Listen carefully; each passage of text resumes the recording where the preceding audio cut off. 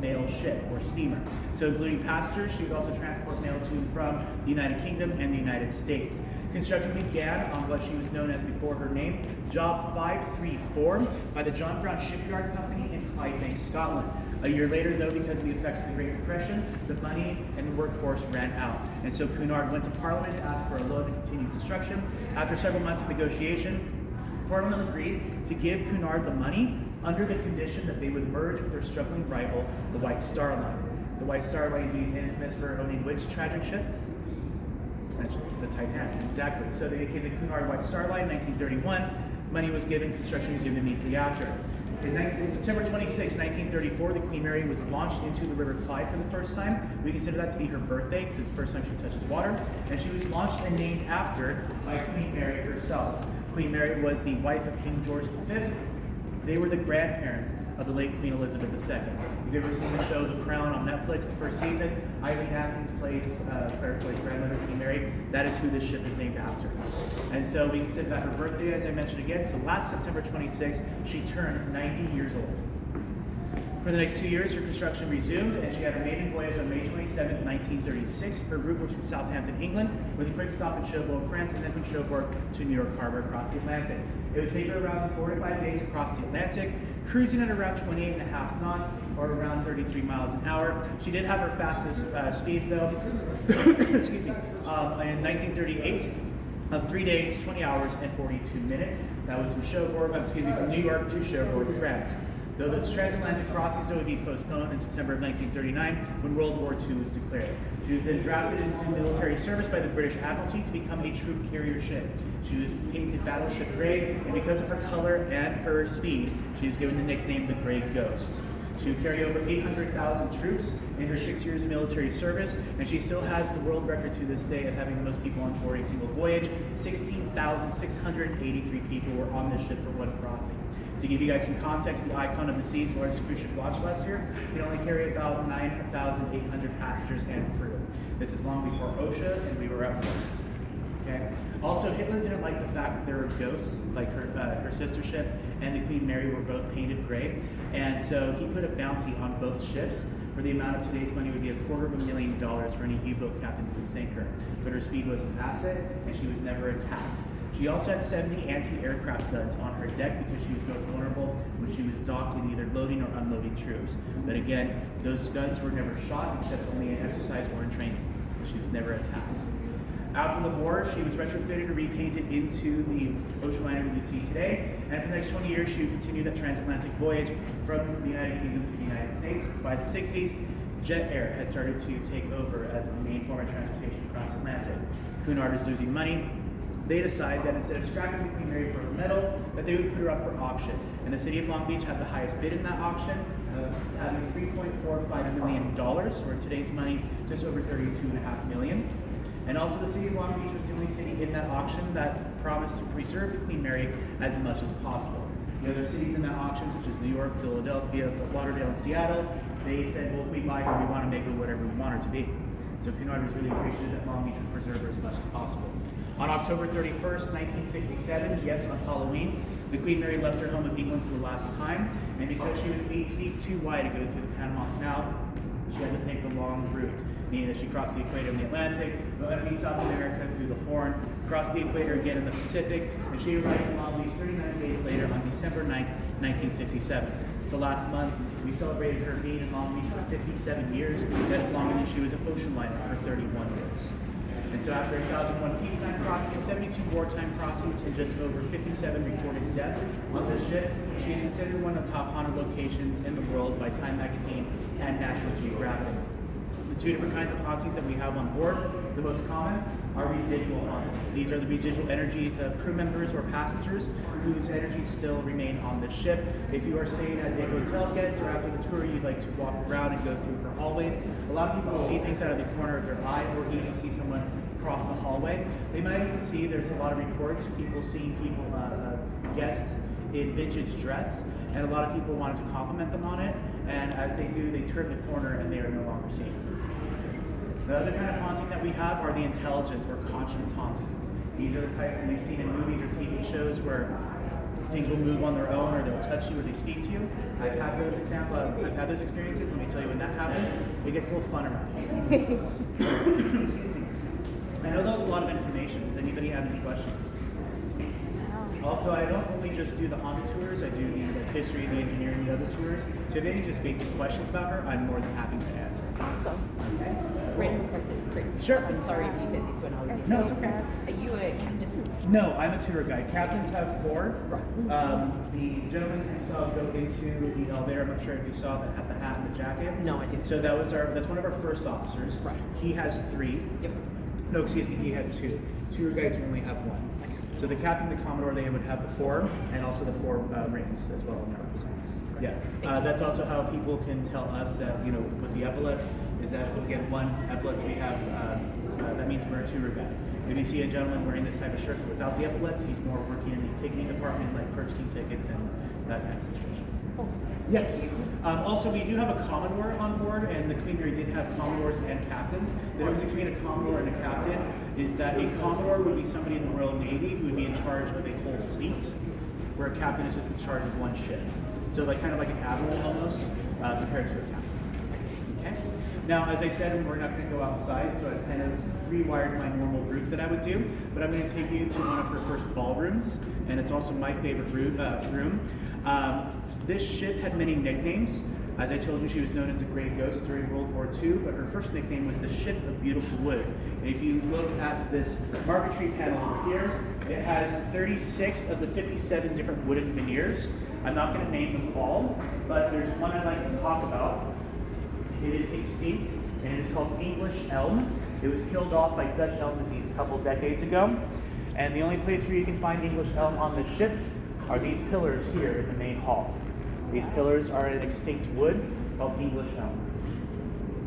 The room that we're going to go into has a lot of examples of this woodwork, and I highly recommend, after I'm done speaking, to look around, take pictures and videos, because it is a beautiful room, and again, it's my favorite. So please follow me.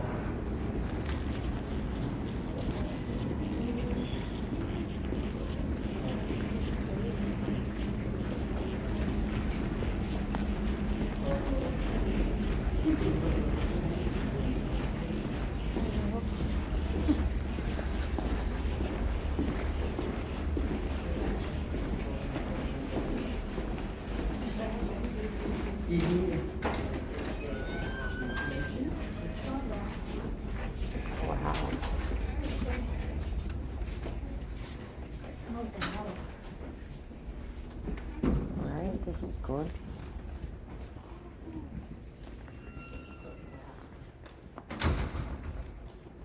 So welcome to the Queen's Salon. This is the name that we have given it today. In her time of service, this would have been the first class main lounge. It's where first class passengers would come in, relax during their voyage during the day, play cards, talk with their friends, have tea, coffee. The theme of this room is music. You can't tell by the etched glass, by the fireplace here, you can see instruments in the etched glass. And also behind me above the stage is a bronze relief, and that is called Symphony. The hallway that you just walked through, if you see above, there's another bronze relief showing people playing music. These show angelic beings playing music as well. And right here, through our preservation underway, part of your tickets help with her preservation and restoration. And so with our ongoing projects to constantly restore and preserve her, we are cleaning what is known as our second largest artwork on board the ship. It is called Battle of Unicorns, and you guys can see a picture here without scaffolding. Mythology states that when 2 unicorns were to battle, like 2 stags during mating season, if their horns were to touch, it would create beautiful music, thus going with the theme of this room.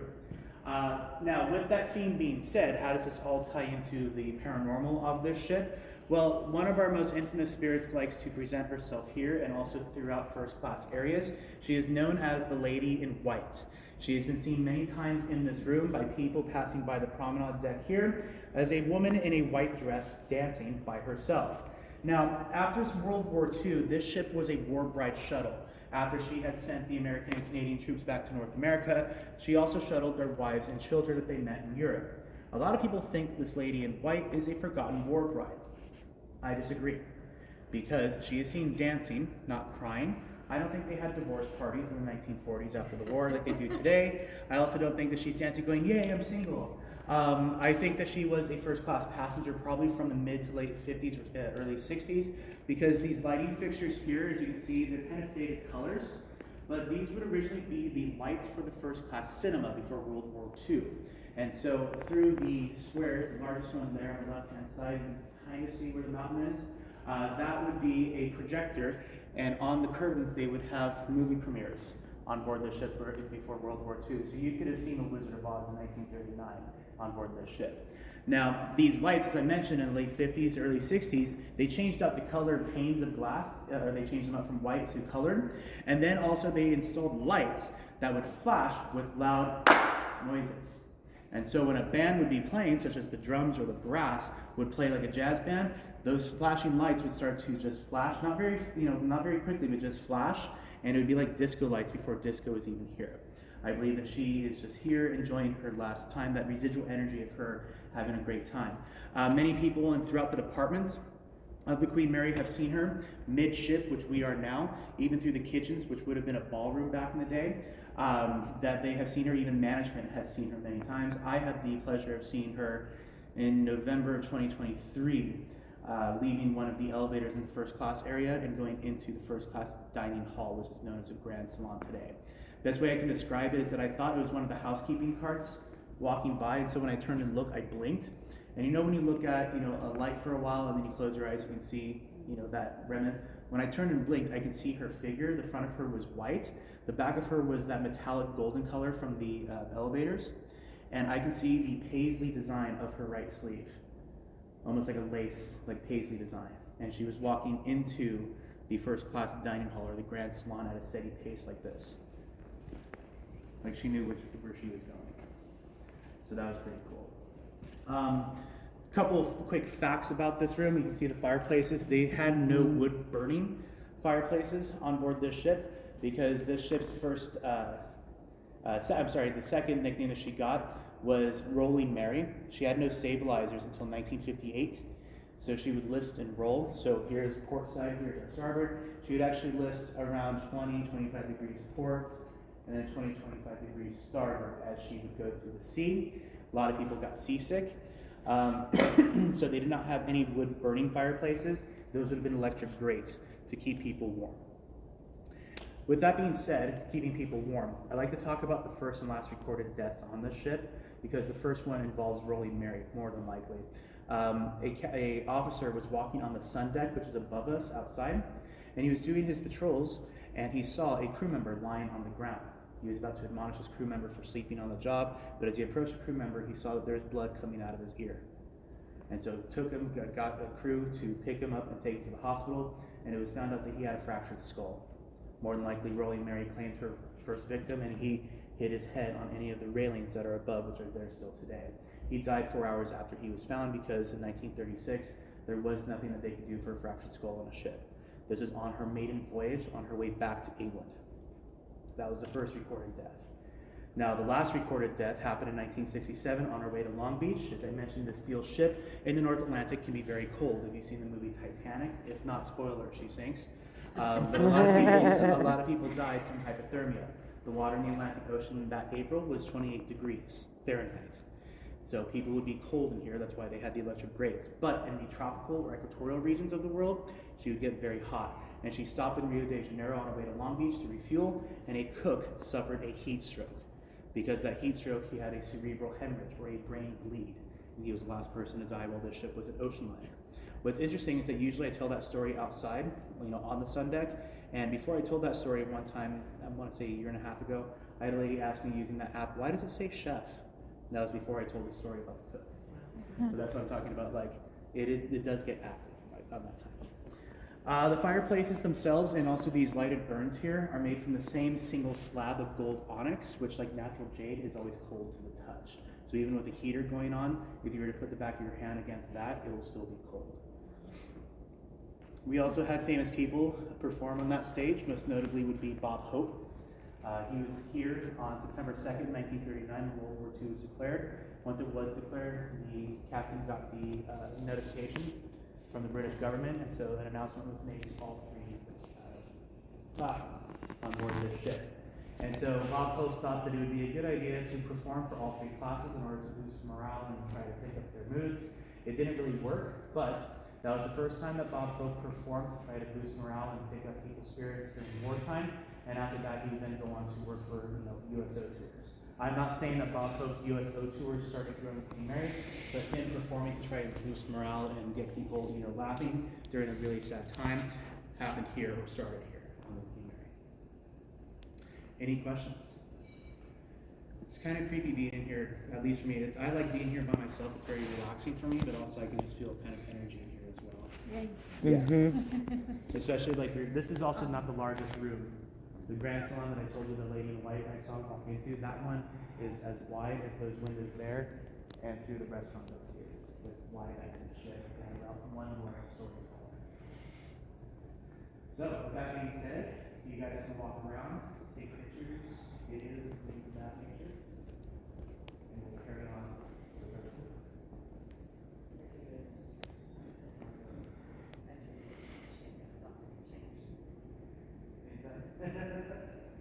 It's funny because I don't know if you all have questions. Yeah, I'm not saying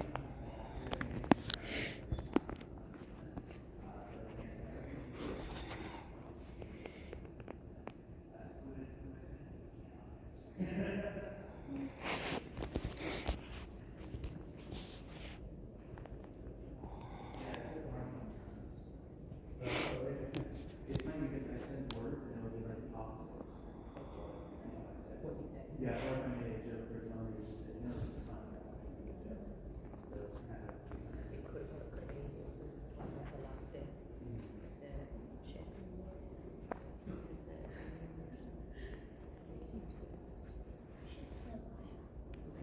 Some of them also think we're black too.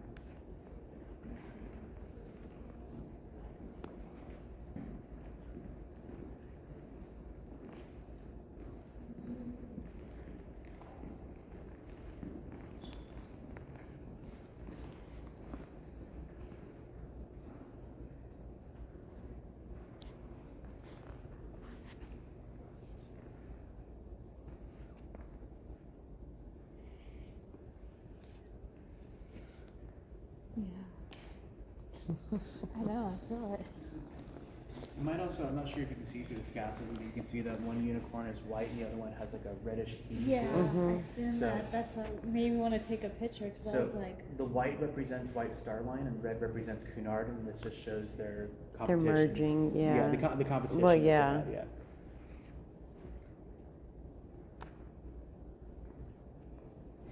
do they by any chance like still use this room for They used it last night. Alex Mendham and his orchestra was playing on that band, and they started. Yeah. It's all glass. I was like, Mhm. I think it's up for the wine. I Oh, have some yeah. wine in it. I was like, Yeah, like this bar, they open up this bar here.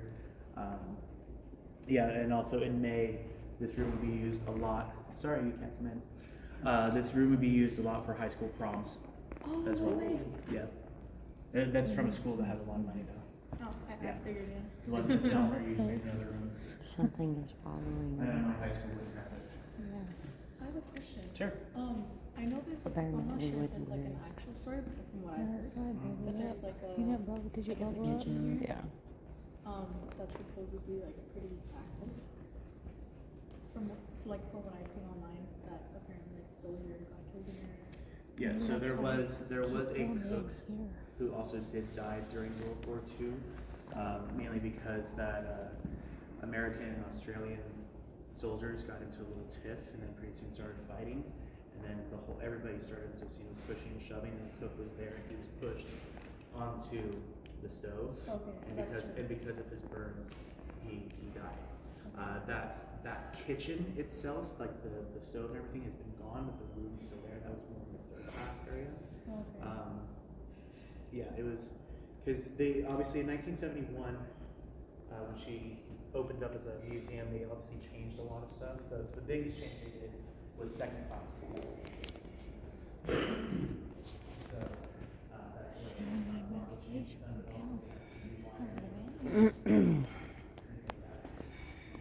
But what do I say my purpose is?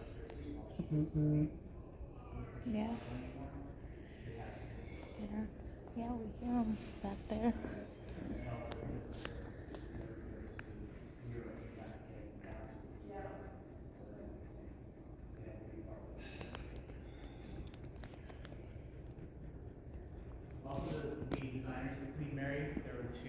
One was from the UK or the Commonwealth. The other one was American. There were sets and statues here. There were sets of 4. One you could see like fawns and different types of. The other one is like cowboy and buffalo. The American thought there should be at least a couple of statues showing the American West on a British ship because they're coming to America, so it should have been Americans. Also, while we're here, a lot of paranormal psychologists and people who study paranormal activity and the paranormal, a lot of them believe that whenever 2 mirrors face each other, they can create a vortex or a portal, which is why a lot of the rooms in the Queen Mary do have mirrors facing each other. And the reason why is because if you're looking in the mirror and say, like, raise your hand, you can see your hand waving, and pretty soon you can only see like 3 or 4 and not anymore. And so they're like, well, where does it go? With infinites, where does it go? And so that's why they believe that whenever 2 mirrors face each other, it creates a portal for the spirits to come in. But that being said, you guys looked around, had enough? I will say that she, as I said, she catered to the rich and the famous, which means that she had celebrities, movies, singers, and things like that. But also she is a celebrity herself. She's been in multiple movies and TV shows. This room specifically has been used a lot. Have you ever seen the movie The Poseidon Adventure, 1972, with Gene Hackman? It's about a cruise ship that gets hit by a wave and turns 180 degrees, so that way the ceiling is the floor and the floor is the ceiling.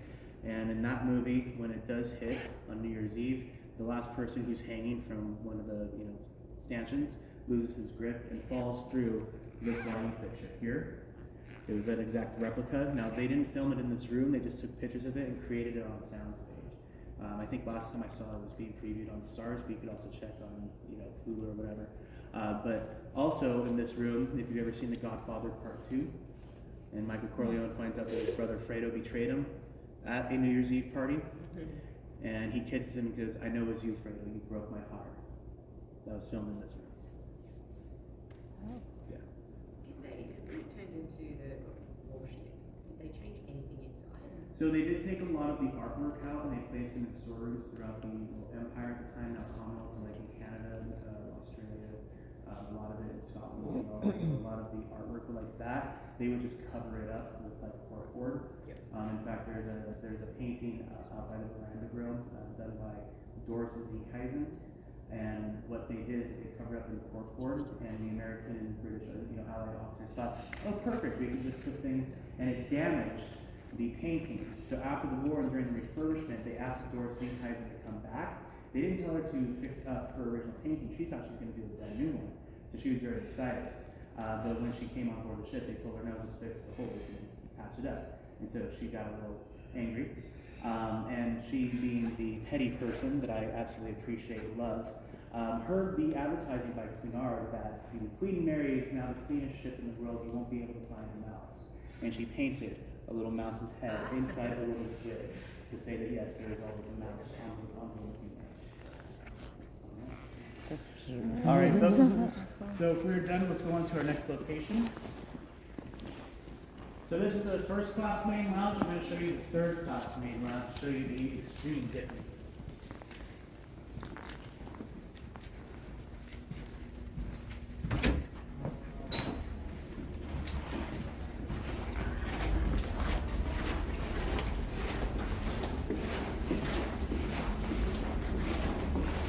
Oh, Lori.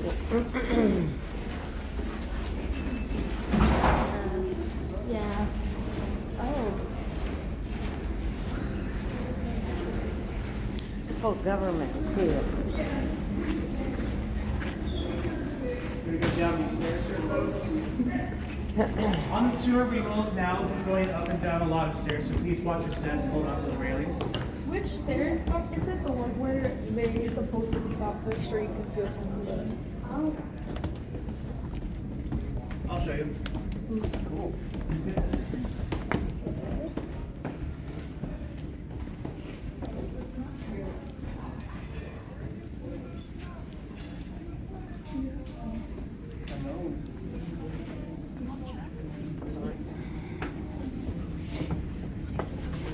I could use this hallway. I was all right in the room. It's this hallway.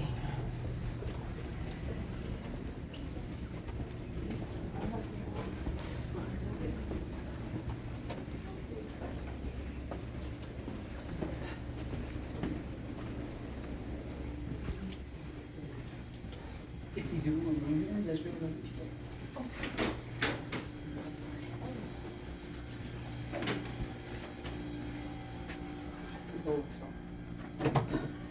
No, we got to save electricity.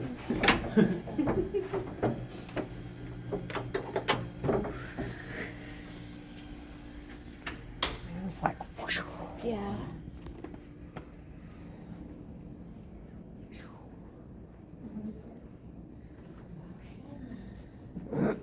That's a rush. Yeah. As soon as you walk in, Mm-hmm. felt it.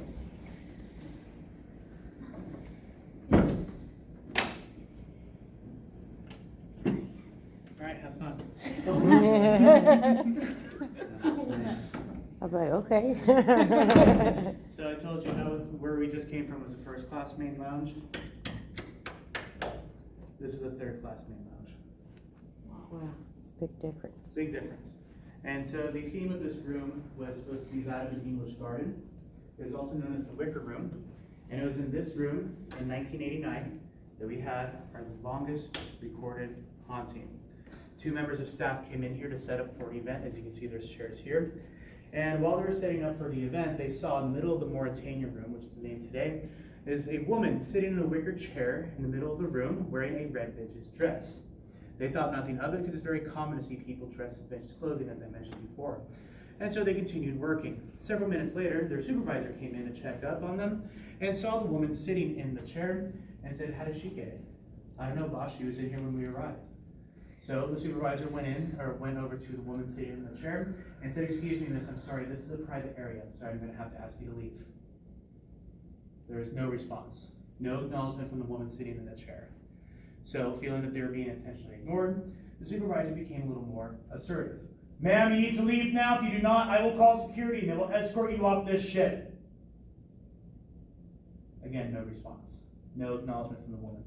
So the supervisor started to walk over to the telephone that's over here to call security. Before they got to the telephone, though, the woman in the wicker chair stands up, looks around the room, looks at the 3 employees, smiles, and then she and the wicker chair slowly disappear into thin air.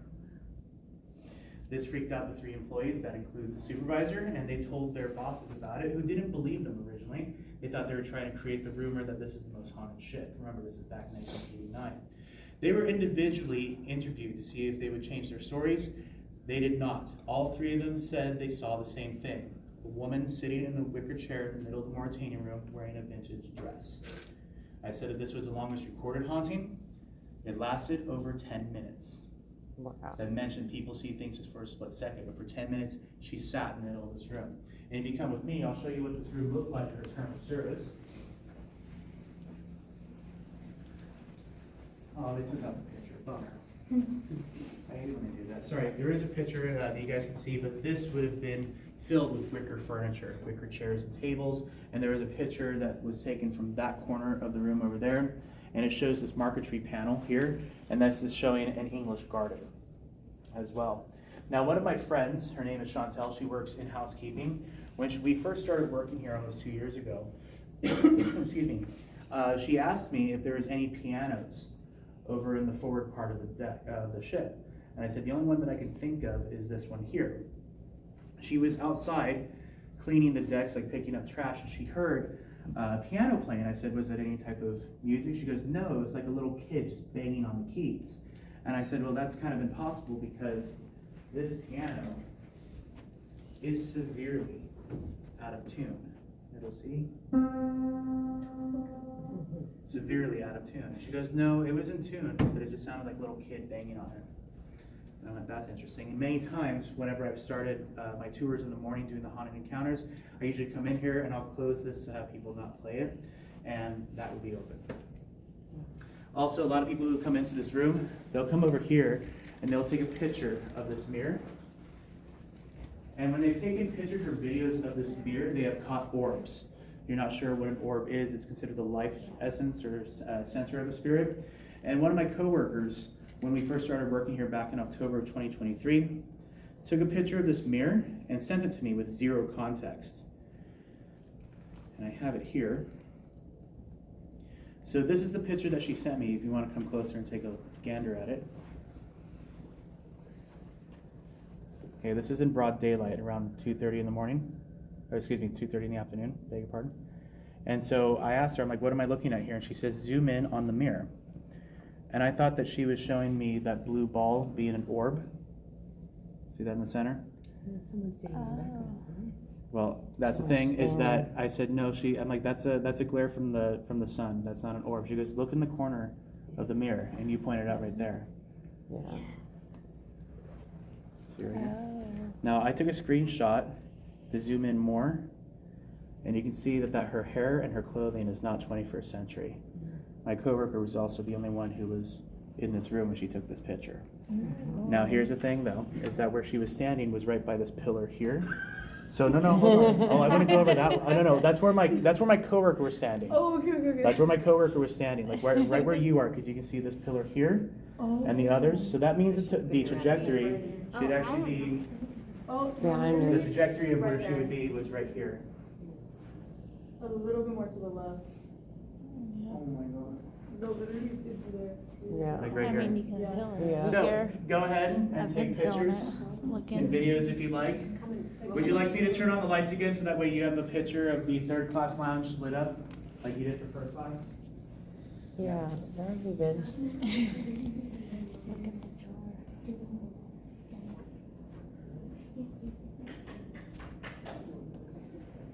Yeah, so that way you have some pictures of first and third class.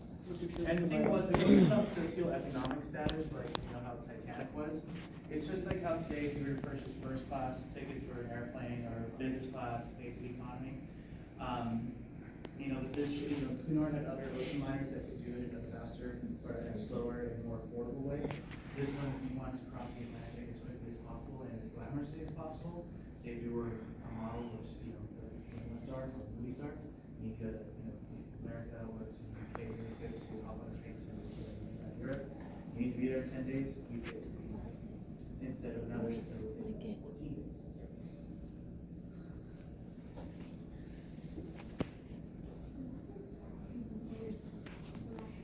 Over there.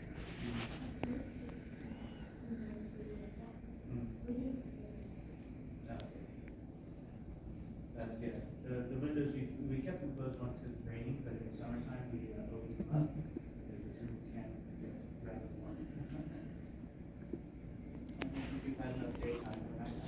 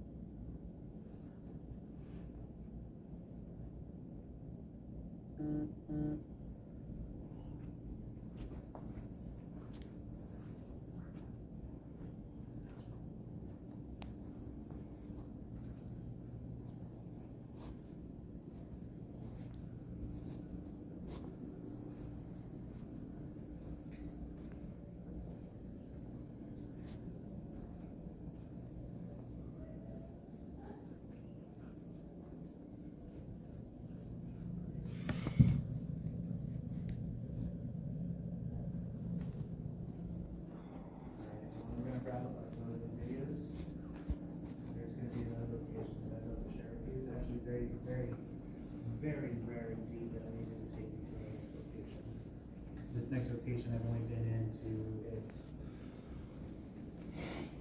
3 times. Yeah, this would be the 3rd time that I've been in it. So you're very fortunate. I'm very glad that we have a small group because we can always go in at the same time. So, all right, follow me. Just please mind your elbows because this handlebar does like to claim right Yeah, elbows. I told you it's over there. It's in the corner. Right there. Yeah.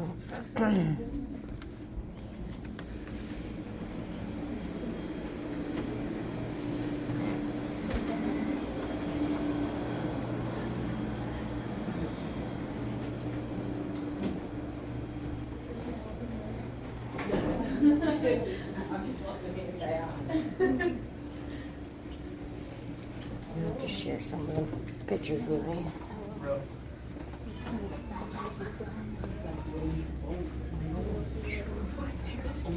Thanks for the help.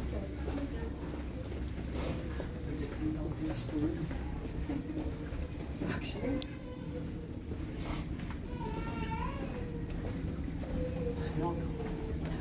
Oh, okay. Oh, that's not that rude. Oop, that's fine. Is there anybody here staying as a hotel guest? No? Okay, well, we are a functioning hotel. We have been since May of 1971. Our most requested room is actually down this hallway where we're going to be going. It is known as the Churchill Suite today, or M119. We call it the Churchill Suite because back in World War II, that is where he would stay. We know at least 3 times during the war. He would take the ship over to North America, to meet with Allied commanders, or at least with Americans, to try to convince them to join the war, or at least help them with the Lend-Lease Act during the war. He also stayed in that room twice, we know, with his wife Clemmy, post-war. He liked sailing on this ship. He considered it the pride of England at the time. We've had a lot of complaints about this room, though, that we're about to enter into, not by people who've stayed in it, but by people who've stayed around it. The number one complaint is the smell of cigar smoke in the hallway. I've smelled it many times before, even with my boss, the director of my department, where she called security to let them know that someone's smoking in the room, and which they said, "What deck is it?" She said, "M deck," which is what we are on now. I don't know if you can see above us here or across on the port side, but above it says main deck and it shows the rooms. So main deck or M deck, and when she said that it was M deck, they said disregard, it's Churchill. Wow. Because they've had many complaints by people who said, like, yeah, someone's smoking in the room, and it's really hard to kind of identify because the vents throughout the whole entire ship, but obviously if it's very strong you can tell by the door, and security has gone to those doors many times by somebody smoking in there. They knock and the guest opens the door, but when the door opens, the smell disappears, and there's no haze inside the room or evidence that they were smoking at all. One time it got so bad that a housekeeper came by, smelled it, knocked on the door twice, and nobody answered. And so the housekeeper allowed herself in with the master key, and as she walked in, there's a living room off to the left-hand side and then the bedroom off to the right, and in the living room she saw a portly man sitting in the chair smoking a cigar. And she said, "Excuse me, sir, there's no smoking on board the Queen Mary." According to her, he stood up, took one last puff from the cigar, blew out the smoke, and when he did, the smoke and himself dissipated into the portrait of Sir Winston Churchill that's in that room. I know. So as I said, this is a rarity that I get to show this tour, this room, because it is the most requested room. And because that it's cold and rainy outside, I asked for front desk, I'm like, "Hey, is there any suites?" She goes, "We have Churchill." I'm like, "Let's go." So please follow me. We're going to continue down this hallway here.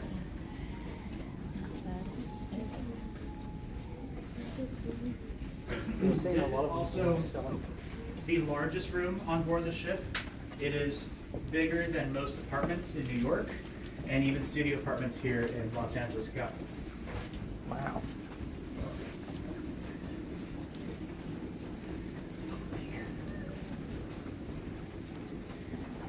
Smell.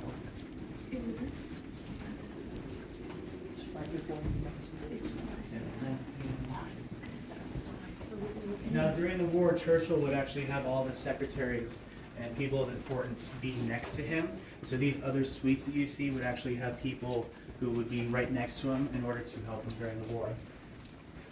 Here it is, the Churchill suite. Many times I would smell it on my way home when I've already got out of my clothes, out of my uniform, and on my way home, and that's where I'll just with that. Just watch your step. There are raised thresholds throughout the room.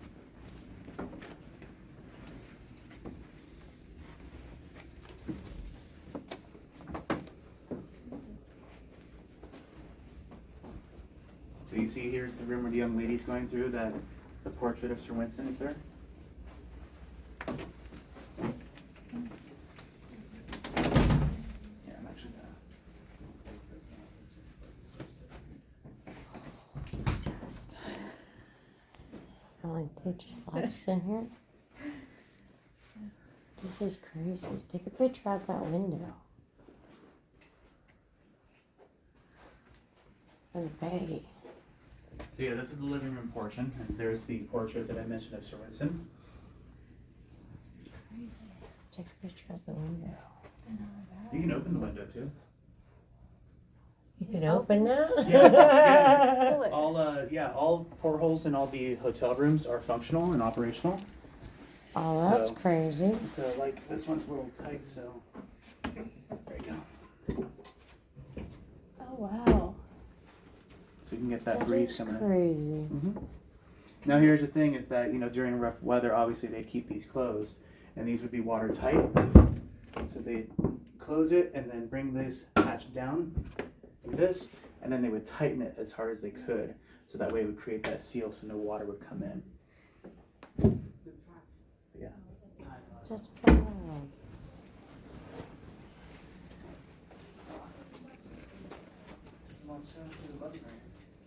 The bedroom is through here. And also you can see the styling of the wood as well. Look, you open the window. You want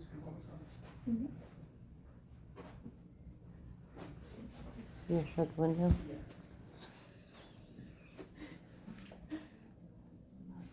I can't.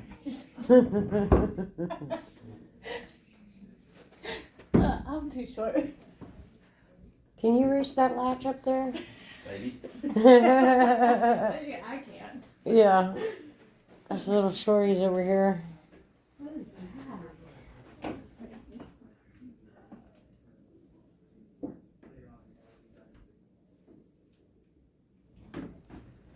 It's the inlay on the wall. Oh, look at this. It says Saturday and then it has 18 on there. Is that like it's a little lamp? That's pretty cool. The first two top are for hot and cold salt water, the other one's for hot and cold fresh water. What the? Yeah, they sold it as a skin exfoliant, and they'd also work with a cosmetic. They Cunard worked with the cosmetics company to create a bar of soap that was lathered in salt water because normal bars of soap do not. You just take normal bar of Irish Spring from the beach and try to wash your hands in it. You won't lather.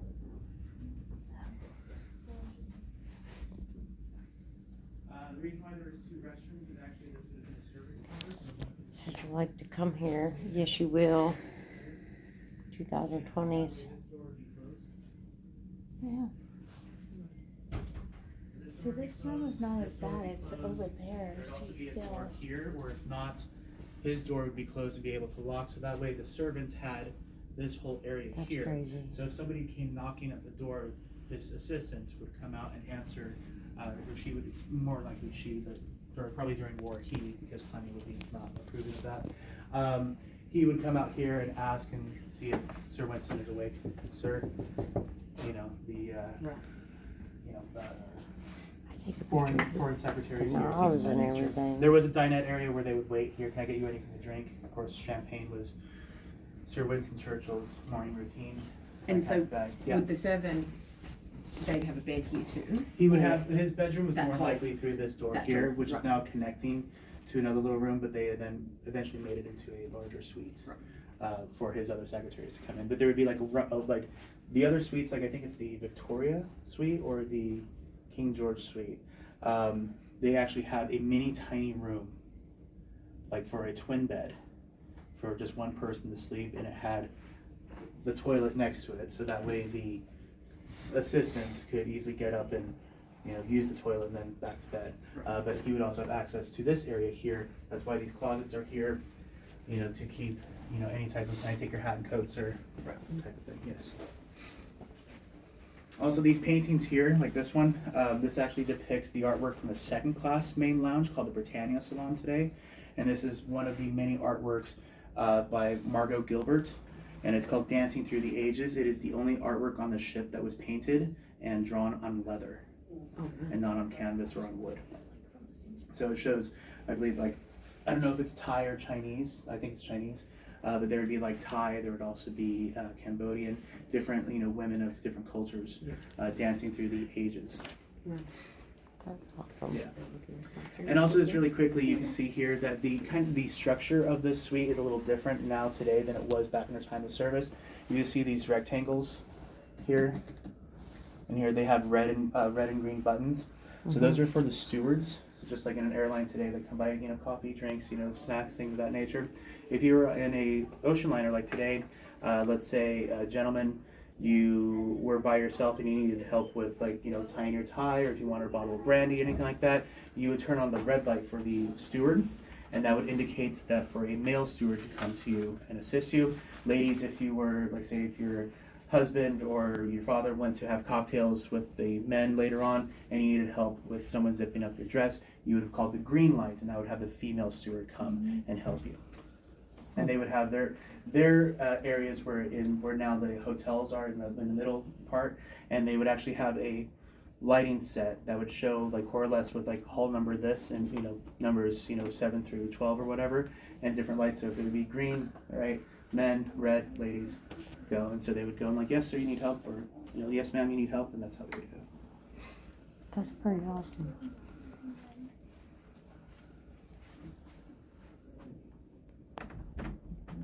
Mm-hmm.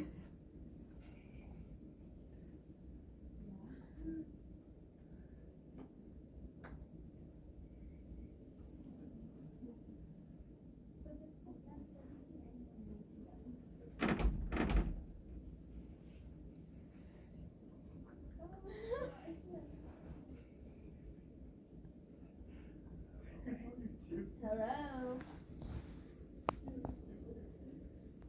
Because I don't give a shit. The hell? Stop. You said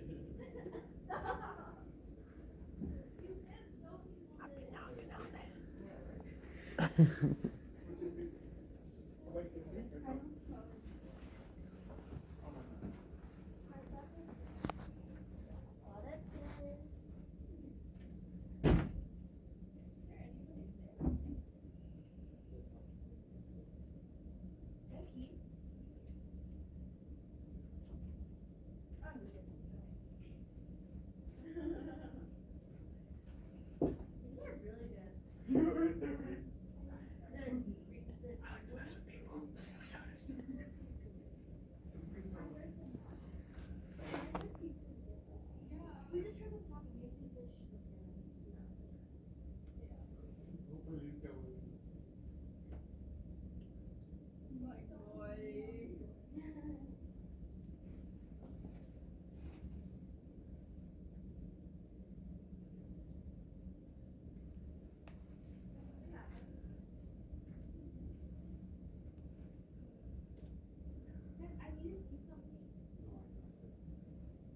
Sort yourself out. Go away.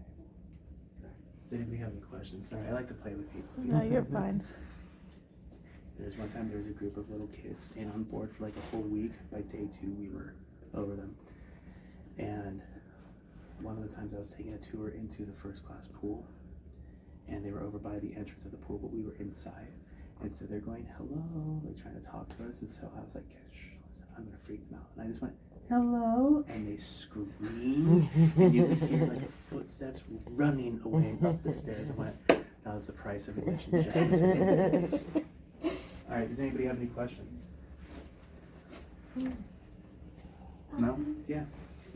On the spirit, whatever it's called, we got Dominic.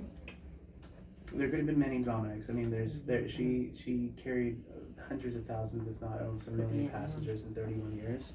So I mean, again, these are just some of, like, we know, like the spirits I'm talking about, the lady in white. She's been seen for almost 50 plus years. We don't know who she is. We don't know her name. We do know that the people who died on board, their names are in the isolation board that's in the back of the ship, so you can see all the crew members and the passengers who died, how they died. For passengers, if their family did have an autopsy, that's how Cunard would know. A lot of it just says found dead in cabin, and it was generally from natural causes. The average age of a passenger on board the Queen Mary was probably in like late 60s, 70s, because they were like grandparents or businessmen and women, you know, families trying to, you know, go across. Yeah. Okay. You guys ready to go to our next location? Yeah. It's actually pretty going to be close to our break, so I know a restroom that we can use in order to do that if anybody needs to. All right, you guys ready? Just turn the lights off. No, I'll take care of it, because we have another tour coming in, probably coming in at 8. I don't know if they're going to use it or not, but usually, like as a hotel, you know, lights as a hotel room, they leave lights on so guests don't walk into a dark room. But.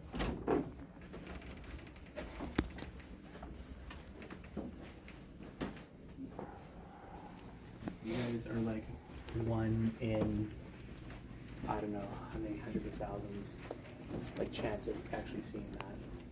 So again, this is the most requested room.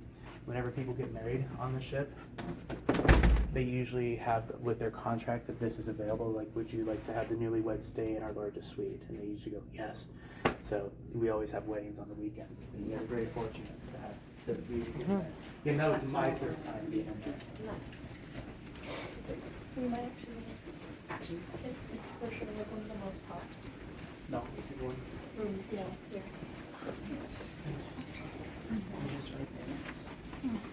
Explain. Yeah, I said explain. And then Brenda. That's actually This like is the third time. It said Brenda. Yeah. Yeah.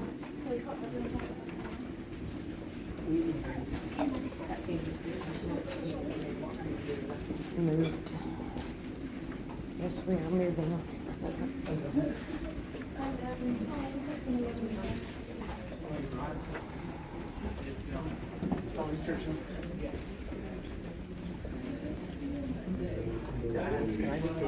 One last story while we're here on deck, because it shows the lifts or the elevators here. She had 24 of them, Titanic had 12, and they were really adamant, like, no, please, use the lifts, it's better than on your knees. As you can see, these are the only working ones here, and they're very reflective. If you stand in front of them, you can see your own reflection in them. Before the pandemic, one of our crew members was waiting for the elevators, and as she was scrolling through her phone, she heard the elevator coming down, and so she was preparing herself to get onto the phone, elevator, and so she puts her phone in her pocket, and as she looks up, she sees her reflection and then the reflection of a woman standing behind her. So the doors open, she moves off to the side to let the woman go in first, but she turns around, the woman is gone. She looks up and down the hall, goes, hello, elevator. There's no sign of her. She misses the elevator because she got really curious as to where this woman went. Like, she can't have gone far. So anyway, she calls for the elevator again, starts going through her phone. She can hear the elevator coming up. And as she's putting her phone away, and as the doors were opening, she again saw her reflection and the reflection of the woman again behind her, this time with her hand outreached like this. She immediately runs into the elevator, starts frantically pressing the button to which floor she wants, and once the doors close, she sighs a breath of relief. But when she gets to the floor that she requested, the doors open, and according to her, it felt like the oxygen was taken out of the elevator, and she felt like she was being pushed out of the elevator. She immediately drops everything that she was carrying, runs to her supervisor's office, and immediately quits. Oh. Of the hundreds of people who resign for whatever personal or professional reasons, every year, according to our Human Resources Department, 10 to 12 people resign and state the reason why they're resigning is because of the paranormal activity on board this ship. The two departments that see the most are security, because they go into locations that I can't even go into, and also then it would be our housekeeping department. Especially the nighttime crew, because if you ever stay on board the Queen Mary, there's a nighttime crew that is designated areas that they need to maintain and clean, and the veterans always have AirPods in their ears, either to listen to music to have the time go by quickly, but also the veterans know that it's easier for them not to hear anything, like the knocks or tappings that happen on the ship constantly. Others have not realized that, so the first night they don't have their AirPods here, and so they hear knocking, thumpings, and even people calling to their names. So, when people ask me the scariest room on board this ship is, for me, it's this one right here. It's the hotel gym. Thank you, I appreciate it. But no, have you heard of many times on the news, like a man died today while working out, his carotid arteries blew. So, anyways, my great grandmother lived to be 98 years old. She drank, she smoked, she lived her life, ate whatever she wanted. I asked her, what's the secret to a long life? And she said, I minded my own business. I said, yes, ma'am.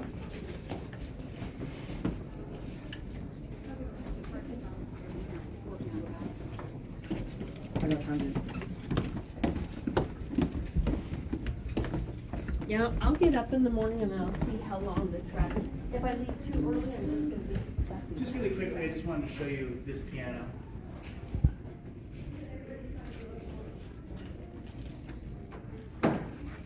It's okay. Sorry. No, it's all right. Take a photo of the gym. No, it's all right. Actually, that wasn't the original gymnasium. That would have been a wall, and that would have been the exhaust for the middle smokestack. Right. Yeah, so that gym would have actually been upstairs on the sun deck. So the pictures that you Outside? see, yeah, outside. So the pictures you see inside the gymnasium are of the original ones. But we once the boilers were taken out and could no longer create the exhaust, that's where they put the gym for the hotel. Quick question, when we were up in that room Mhm. and just there, Mhm. was it cold just because that's not heated? Or there was no one in there? Like, when we walked, that So was that- cold, but it's not cold down here. Usually this deck is really cold because the outside elements come from that door there and they're not fully sealed. So usually in this area it's generally very cold. But temperatures do fluctuate on this ship. Like if you go more aft or to the back of the ship, it's going to be a lot warmer because there aren't any openings to the outside. Whereas here we are midship. This is where usually you can start to get feeling really cold. Like when we first started the tour, it was rather chilly because the doors were open. Yeah, they close it at night and also they kick on the heaters. These guys have control of the heat throughout the whole entire ship. So not individual rooms can control the temperature in the rooms. It's just a solid flat temperature throughout the whole ship. Right. So the more times that these doors do open, more cold air comes in. So areas could be colder, whereas if they don't have that, it can be a lot warmer.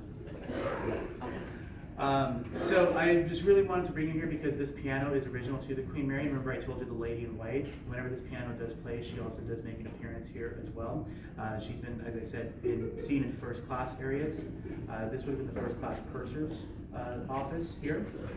But also Liberace held a concert here at this location with this piano in 1958 for the third class passengers. You saw their lounge where they would spend their day. They had no forms of live entertainment besides reading. Liberace decided, well, let's give them live entertainment. And he said that he did it for third class because first class can pay and see me whenever they want. On the weekends, like on Fridays and Saturdays, we do have a gentleman who does play this, and we open up the bar here, so it's a nice atmosphere where people are checking in. They come and listen to the original piano. And look, here it is on that stage from the Queen's Salon, the first ballroom we went into. There's a stage, and there's the bronze relief that I mentioned.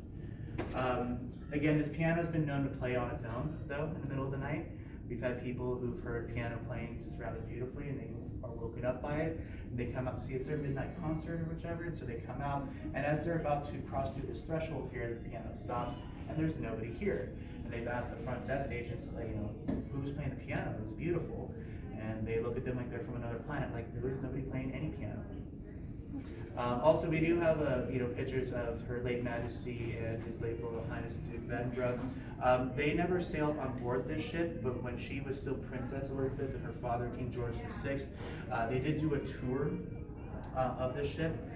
Even they did a second tour because Edward VIII, her uncle, the Duke of Windsor, when he was king briefly in 1936 before the maiden voyage, he toured the ship because it was the pride of England. They did it again because now the new king and queen came with their children. The first class nursery that's over by the observation bar originally used to be 2 decks high, and there was a slide. And as a child, Princess Elizabeth did slide down that slide with her sister, Princess Margaret, as well. So, but we do have a picture just for them here. The only royal who did sail on this ship was in the 1950s, and it was Her late Majesty the Queen Mother who did sail on this ship. So, I also brought you here so that way you can see a beautiful view of downtown Miami. Have you ever seen the shows Dexter or CSI Miami? They were filmed in Long Beach. My dad worked on both of those shows, so whenever you saw like Dexter, on his boat in the harbor, it was here in Long Beach Harbor. The only time that they ever went to Miami was for like 3 days to take those like insert shots to go from one scene to another, and they showed Miami, and then that's it. But yeah, they were filmed in Manhattan Beach and then here in Long Beach. Did you also notice when we were in the third class lounge, kind of felt a little like tipsy? Right, okay. Not insinuating that you've had cocktails, but it's not the cocktails, it's actually the design of the ship. Right now we feel like we're on level ground. We're actually gonna be walking uphill. And you just saw it, it's actually gonna get a lot worse as we go.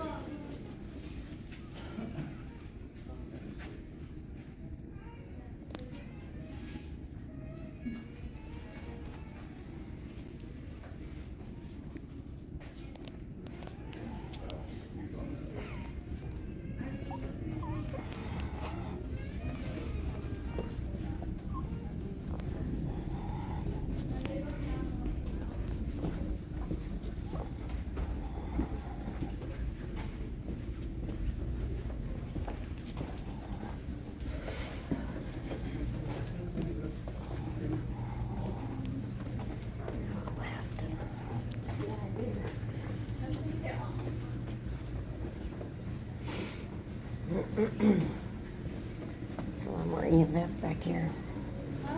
There's a lot more EMF readings back here. Yeah. Because usually we're sitting at like 15, 18.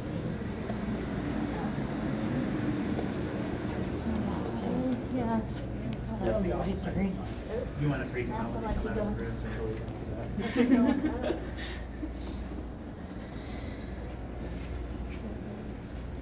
Right, so you had already taken a picture of it, but that was from midship.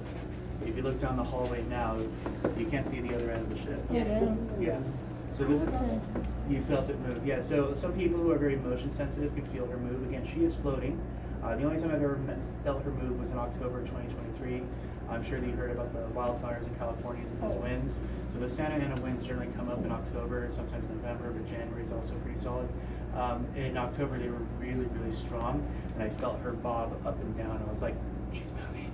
But also when she goes up and down on the tides as well, the gangways that you walked across to get your wristbands, they will start to creak and moan, and that's when you can tell that the tides are shifting as well. Also, this design, like a banana or a smiley face, it's called a shear, and it goes throughout all of her decks, and so it's called a shear at the deck. It allowed her to be stronger and more flexible. If you ever seen a boat going really fast on a body of water just slapping, prevented her from doing that, so she would actually bend and flex in really, really bad weather.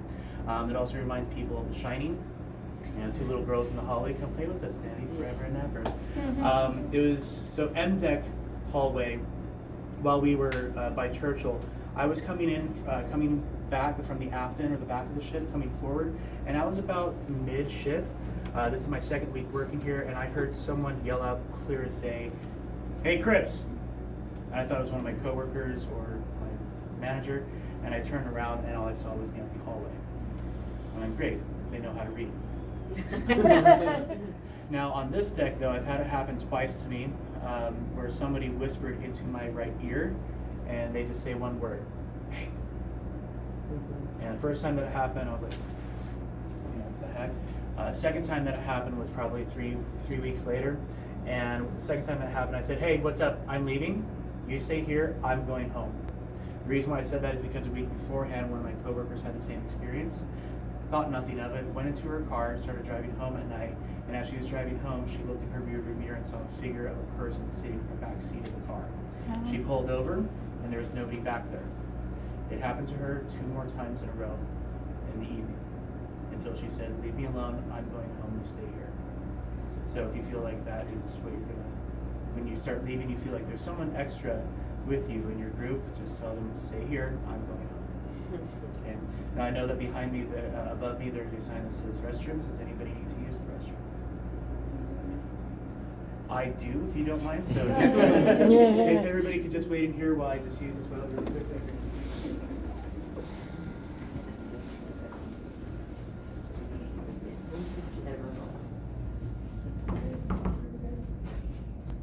Oh, this elevator is here.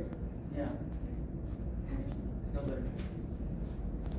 Nice well tub.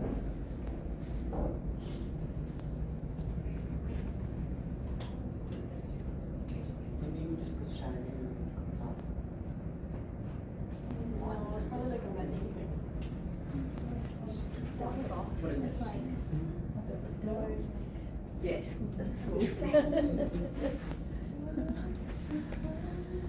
It's cold over here. Yes, I felt that too.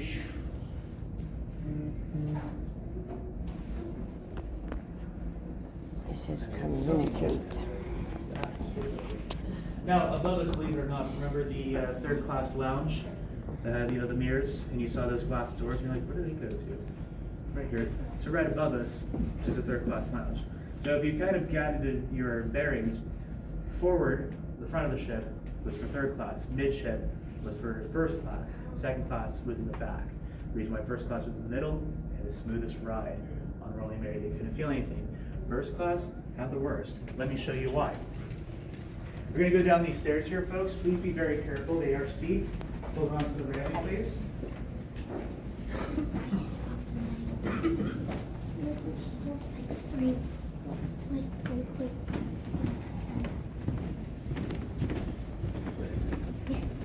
Go ahead and just line up against the wall here. You can go ahead.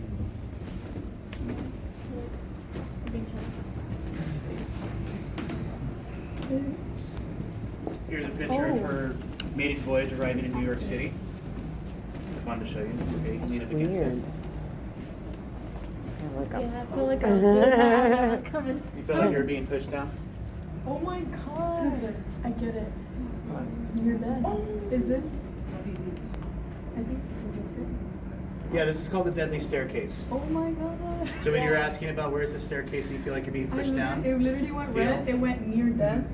So usually when I come here and I talk about the next part about this story, or not say story, but next spirit, these lights start to flicker. So if that happens, it's at least normal for me.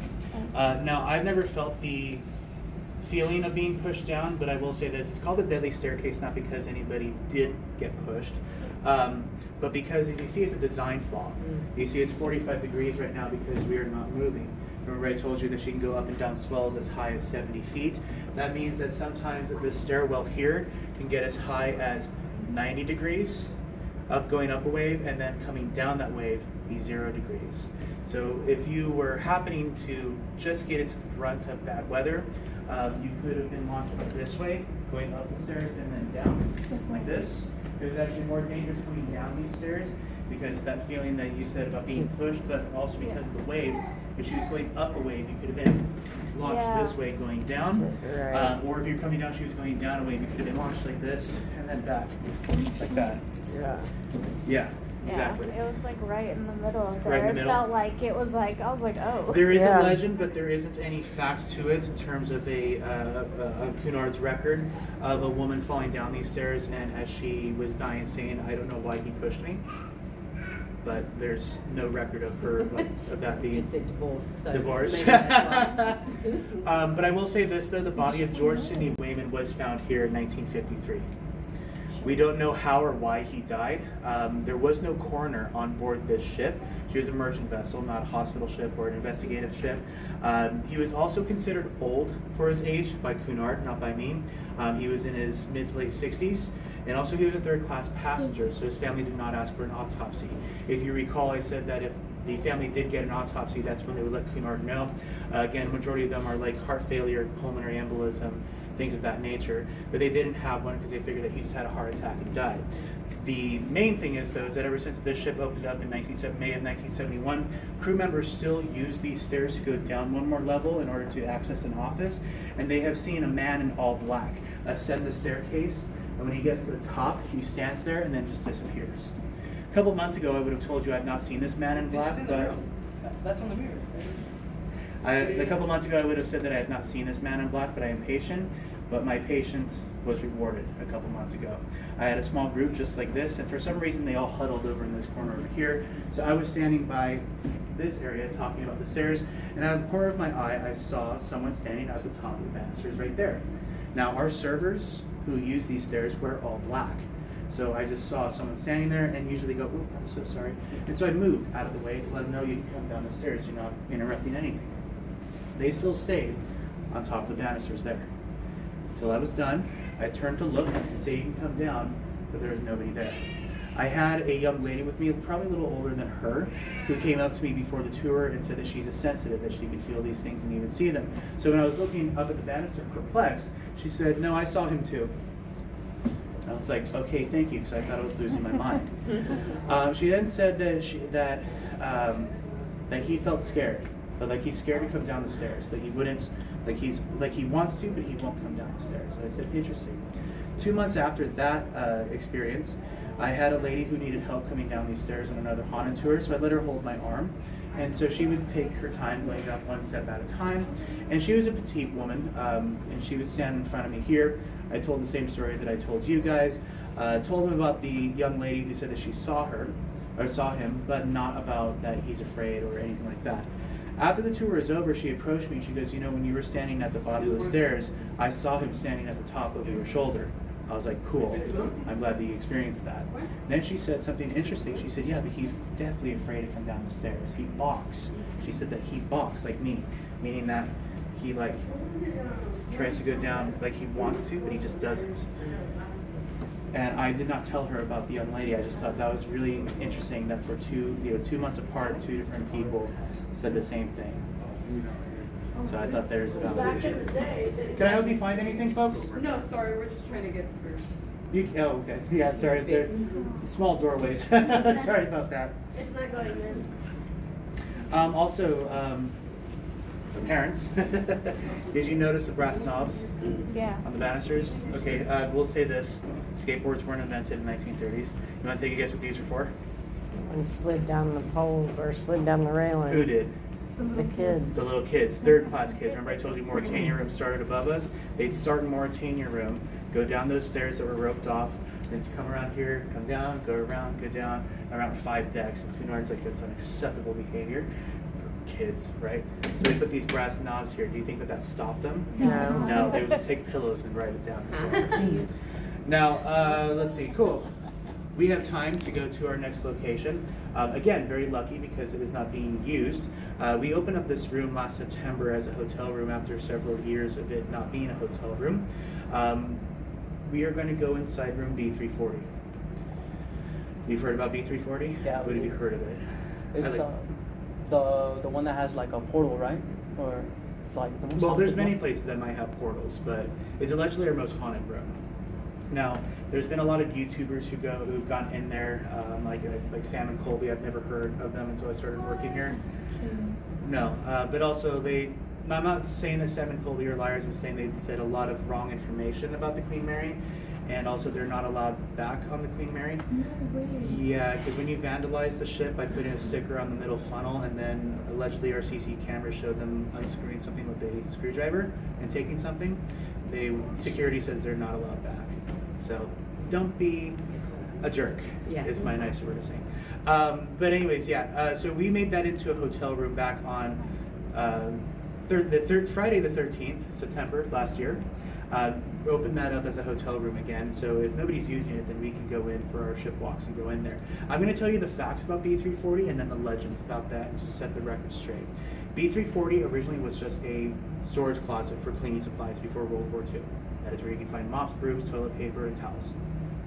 After World War II, Cunard wanted to make more revenue, and so they turned that storage unit into 3 individual cabins, one of them being what is today known as B340. Now, these were third class, so there would be no restrooms in there. It's like a dorm, communal, restrooms and showers. But there are 2 written instances about that particular cabin, now known as B340. One is undated, and it just says man found dead in cabin. That's it. And that was just very quick, like handwritten. The other one is dated and it's very detailed. 1966, Mrs. W.T. Berry was sleeping in that cabin. She woke up in the middle of the night to find that her blanket was off of her, so she covered herself back up. But within a minute later, it felt like it was pulled off of her. She figured that was just gravity and the swaying of the ship, but the blanket just fell off of her. She grabs the blanket, and as she's trying to cover herself, it gets stuck. And she's starting to have that tug of war feeling. As after a couple seconds of trying to grab the blanket free, she sits up to see what it got stuck on and sees a figure of a man standing at the foot of the bed. Naturally, she screams and freaks out, calls for the night steward who comes running down the hall. The night steward said, "What's the matter?" She said, "There's a man in my room." He goes in, inspects the small cabin, and finds that there's nobody there, only Mrs. Berry's effects and her own personal property. He informs her as much. He says, "Ma'am, there's nobody in your room, and I've been patrolling the halls all evening. I have not seen anybody go in or out of their cabins all night." She refused to go back in there and sleep for the rest of the journey, understandably, so the Queen Mary officials were allowed to give her another cabin. Now, we fast forward 20 years later in the 1980s. It is now a mini suite. We took all 3 of those cabins and turned it into a mini suite. And people who've stayed in that suite have had a lot of complaints. Number 1 is the electronics in the room. While they were sleeping in the middle of the night, the lights would turn on, or while they were reading a book or watching TV, the lights would turn off on their own. They did install a bathroom in there because modern amenities for a hotel. And in the middle of the night, the water faucet would turn on. They'd get up out of bed, turn it off, they get back into bed, get comfortable, start sleeping, and the water faucet would turn on again.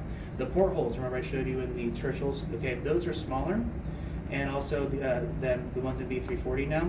And the ones in B340 are heavier. They're around 50 pounds, and so it takes a lot of pressure for you to, or a lot of force for you to close it. If they would open in the middle of the night, they would close on their own and slam shut.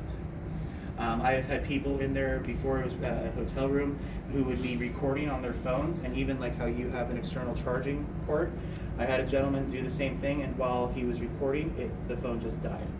He looked for the video, it was gone. He couldn't find any of the albums, hidden, deleted, nothing, it was gone. Let's see what else people have experienced. There's just a weird energy in there. I would agree. Like there's just weird energy, kind of like when we were in the Queen's Salon. You know, you just felt like there was just a presence there. And the legend of B340 is that it allegedly is haunted by the spirit of Walter. Walter's legend is as follows. He was wanted for murder in England after killing 2 women, and he decided to come on board the Queen Mary as a stowaway to escape justice. Of the 5-day voyage, he was not found until night 4. Night 4, he was found. The isolation ward where they would normally put stowaways was absolutely full, so they put him inside what is now room B340 and had a guard outside to make sure he wouldn't escape. After an hour of Walter being inside that cabin, the guard starts to hear rustling inside the room, and he starts to lean his ear in to see what's going on, and then pretty soon Walter starts to pound on the door, screaming for his life. "Let me out, they're gonna kill me!" The guard immediately starts getting his keys to open up the door, then realizes, wait a second, he's trying to pull a fast one on me. Because if I open the door, he's gonna bolt out, and now we have to search for him all night. I'm not falling for it. So for the next 20 minutes, Walter is pounding on the door, pleading for his life, and then stops. The guard thinks that Walter just tired himself out and went to sleep. The next morning, Queen Mary is pulling into New York Harbor. You had officers of the Queen Mary who come by with handcuffs to put him in custody and send him to British officials to send him back. And as they open the door, they find that Walter is not just dead, but he has been disemboweled, cut open with his intestines out of his body. There's a huge pool of blood on the floor and also all over the wall. But again, the only thing that it mentions in Queen Mary's records is man found dead in cabin. Now there are some people, one of my old co-workers had a theory. He thought that the crew members gave Walter street justice because there would be a little hatch that would enter into that room because there was a little door to just put in small pieces back when it was a closet. They believe that they went in through and gave him street justice and did it for himself after they found out what Walter did. But I will let you be the judge of that. I went in there earlier tonight. I left some of the lights on. I did turn on the actual hotel lights. We did redesign it to make it look more. It almost looks Edwardian, but like that phase of like Edwardian to King George V type of 20s and 30s. So I didn't design it, but anyways, come with me. Since we have a small group, we can all go at once. So.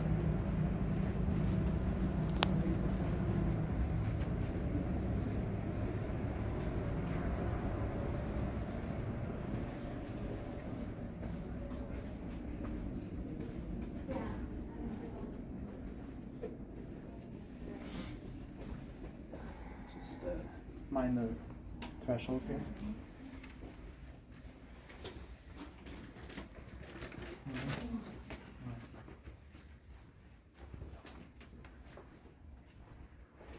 Yeah, I feel like we're moving in here. Huh? Do you feel like we're moving? I feel it. Oh. Yeah. Yeah.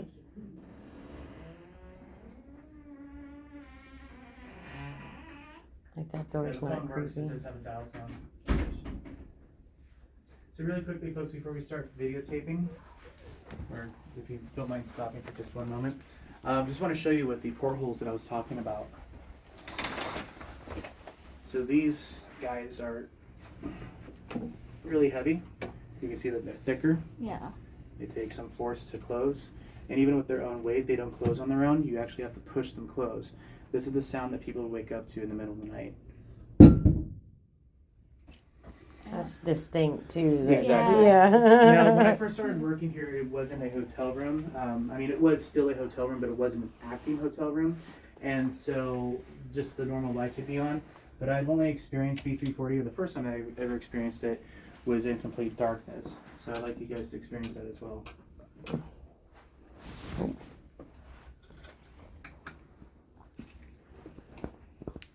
If you don't mind, wherever there's a light on, I'm going to be turning it off. Excuse me. I'm gonna have the one on the back. Some mischief.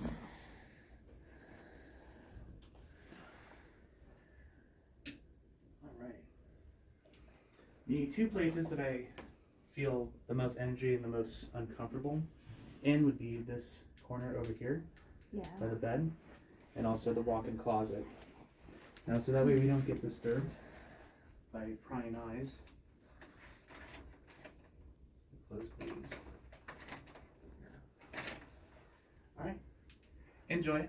You can turn on your flashlights on your phone if you like. You can videotape and take pictures. Also, people who stayed here since we opened this up as a, of course now my flashlight's not working, there we go. There's a journal here that people have written their experiences. Oh look, from yesterday. Yeah,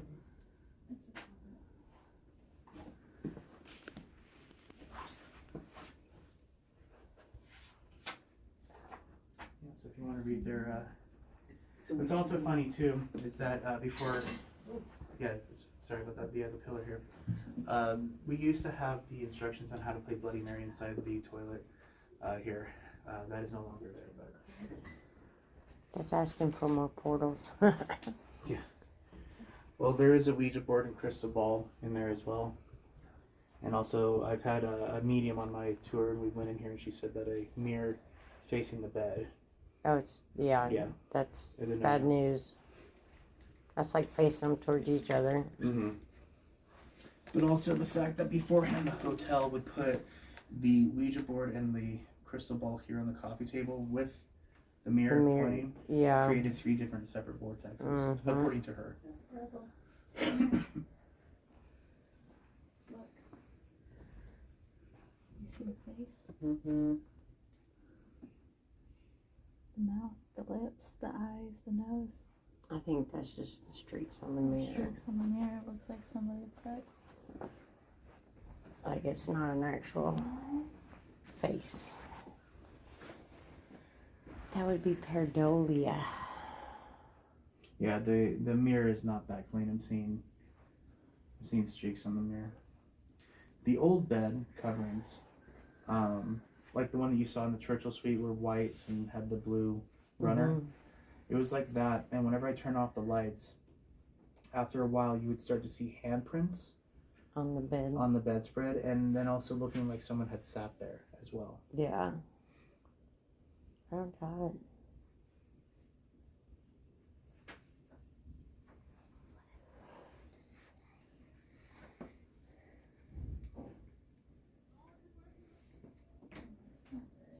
Is that the 8 or 9 of swords? In the middle. The wands? Okay. Mm. Sorry, my grandmother taught me how to read tarot cards when I was little.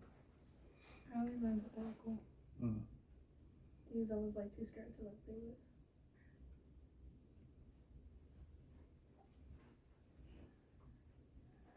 So remember I said these were 3 separate cabins? Mm-hmm. So where the restroom is and that pillar in the middle right where you're standing by, that would actually be what is now what we refer to as B340. Where the bed is here, that'd be a separate cabin with this wall, retaining wall where you're standing next to, and then where we are here would be a 3rd cabin. Excuse me.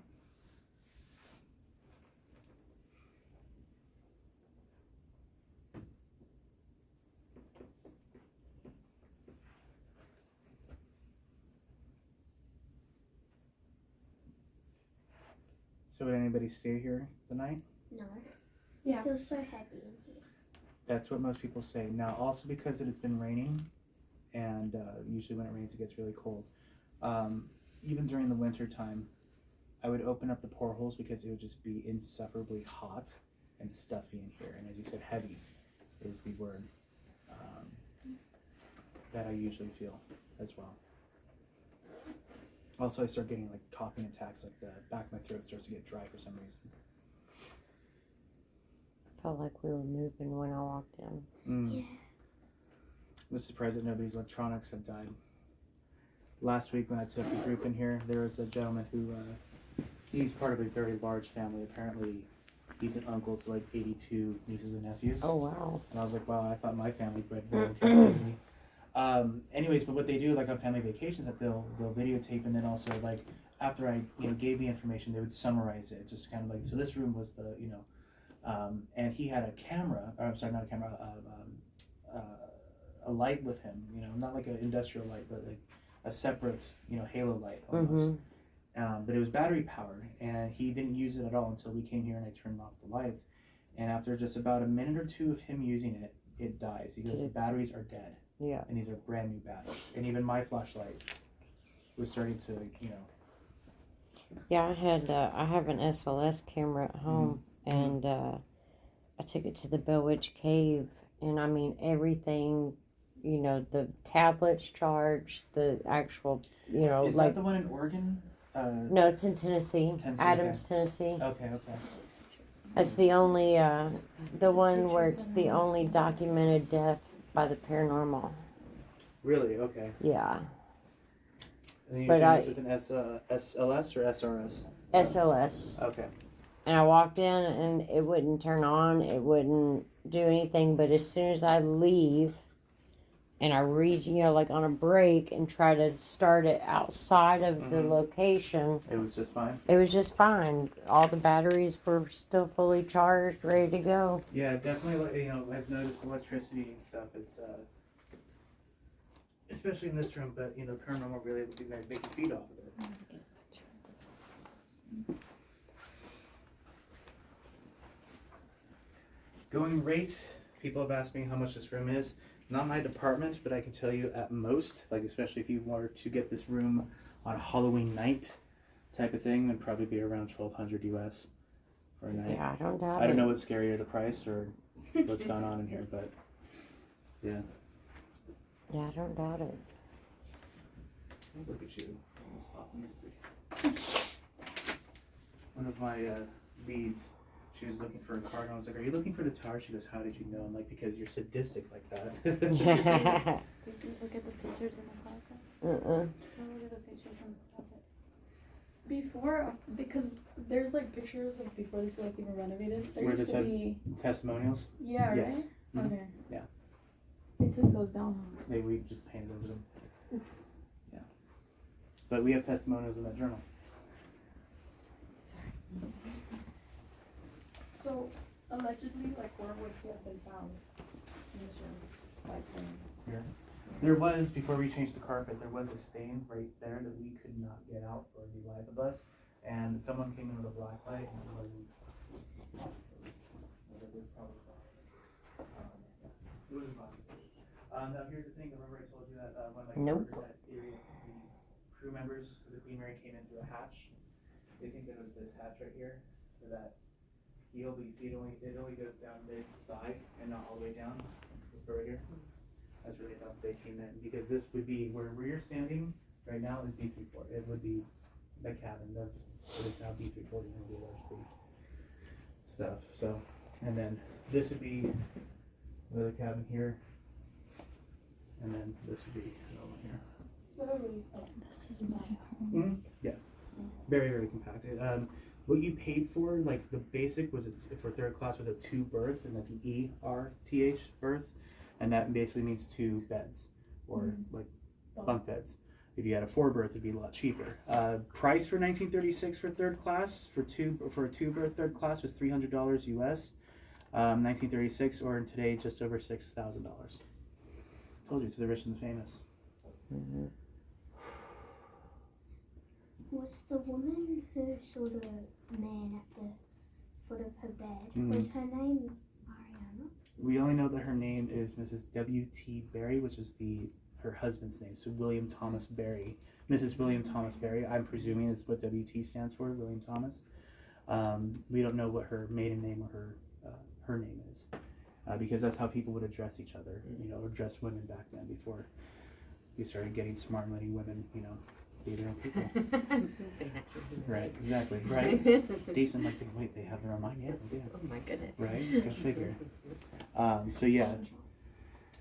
All right, folks, well, looking at the time, we have our last location to go to. You guys ready to go? Yeah. Feel to get out of this place? Did everybody feel a shiver or anything breathe on them? Yeah? I did out in the hallway. In the hallway? Yeah. Very common. Usually sometimes I've come in here because, again, before we had this as a hotel room, when we first reopened, I would go in here and like I'd turn off all the lights because I'm, you know, a sick jerk like that. But I would turn off all the lights, and there was one time before the tour that we had a television here, the TV was on. No one was staying in this room. The only people that had access to it were security and housekeeping, just to dust it, and nobody would take their breaks in here. So I turned off the TV. I turned off all the lights. I came in. Usually it's a large group of 30. That's why when I saw 7, I'm like, beautiful. So I set them into 2 different groups. I came in with group 1, and the bathroom light was on, and I turned that off. Just like that closet in the church, I'm like, I closed that when I was here, or I make sure that was closed. So again, the electronics in this room, wonky. All right, folks, let's go on to our next location. Again, mind the threshold. You're gonna go left, and then right. 2 lefts and 1 right. First left.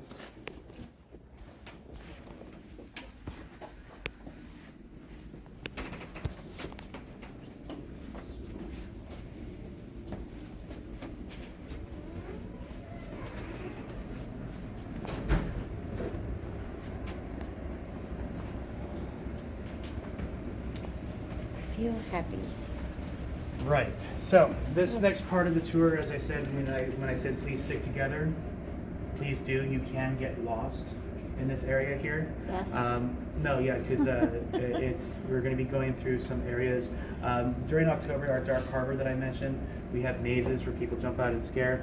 We are going to be going through one of those mazes, at least the framework of one, because they just figure, we'll leave it here until next year. I'm like, why? Anyways, but yeah, we'll zigzag, so try to keep up and stay with the group, because some cell reception won't be able to work down there. And so if I can't find you, I'll just have to let security know, and they'll have to come and find you. That one lady did do that when I first started doing this tour. It was her birthday. She had a couple of drinks, and she saw a stairwell. She said, "Oh, where does this go?" And she went. Had no clue she did that until after the end of the tour. A guy says, "You know, you lost one of the guests." I'm like, "Who?" She's like, "The birthday girl." I'm like, "Where is she?" Like, "Don't know. She went down some stairwell when going into this area." I'm like, all right. It took security 45 minutes to find her. Yeah, so. Again, just be careful with the stairs down here. And these steps, since they're not carpeted, they can be slippery.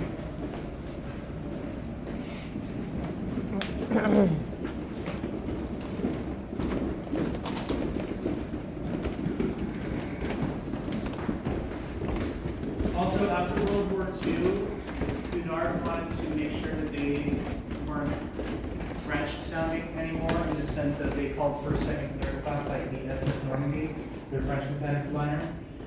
So they renamed second and third class. Second was called cabin class, and third class was called tourist class.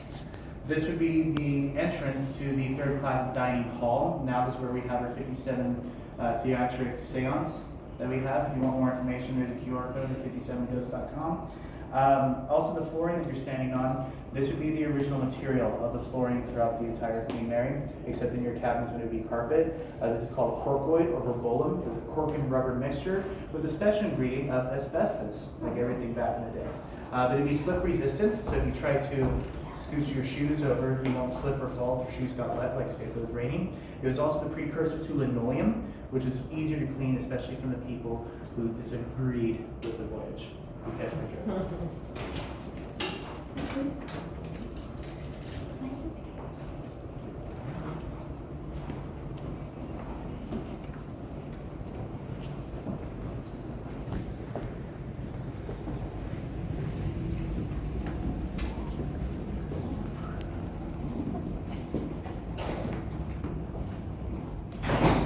So here you can actually see berth assignment cards. Remember I was telling you like berth, B-E-R-T-H, how many rooms? These are the actual numbers of rooms for third class. And so you see, yes, they did have B decks, but like B84. See, they even had D, A, and right now we are on R deck.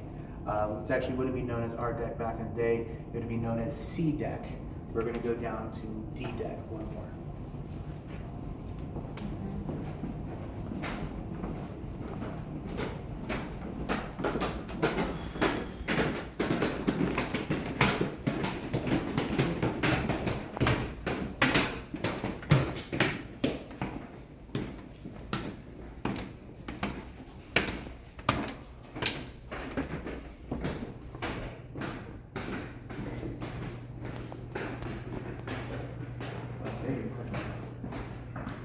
Yeah, these props are from the Dark Harbor, one of the Dark Harbor mazes, not original. But if you come through here, you can see something original.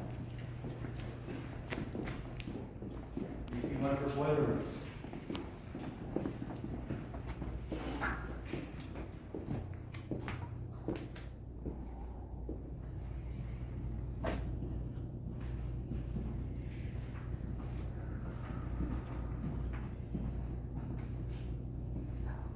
Yeah, so this is one of her boiler rooms. I believe it's a boiler room 2.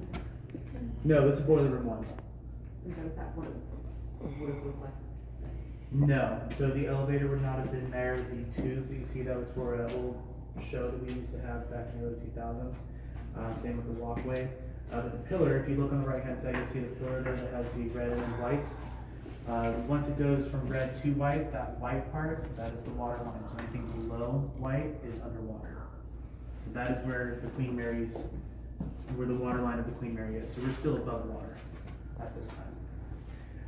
All right, so folks, please follow me. We're going to go through one of those little mazes. This all the way here, if not here.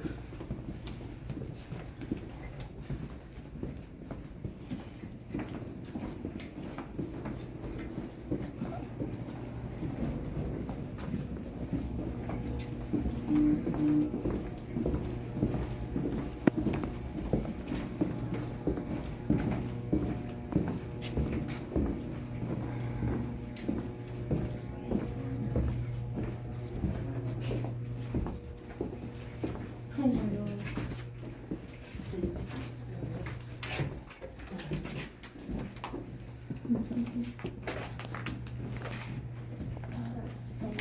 my god.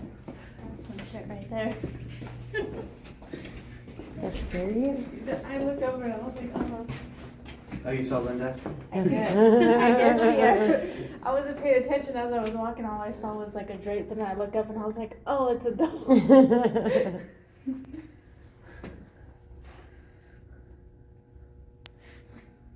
Sorry, I thought I had, sorry. Usually if I do hear something, I'll just be quiet and like, okay, cool. So, next location here. 2 things. This is, well, actually 3 things. 1, this is absolutely a place where you want to take video pictures, and I'll give you guys plenty of time to do so. The unfortunate thing, we just can't walk around. It's a very small area, which for a group like this is plenty of room. But also I want you to recognize, or at least pay attention to the difference of temperature in there, and also the loud echo that is in there as well. We're going to go inside the first class pool.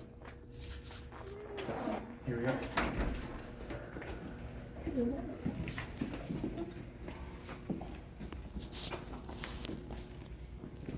Sure, you can hear back in the back.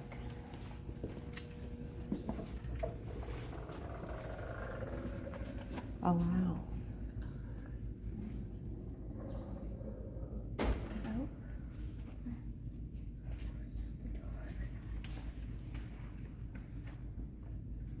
There's plenty of room over here.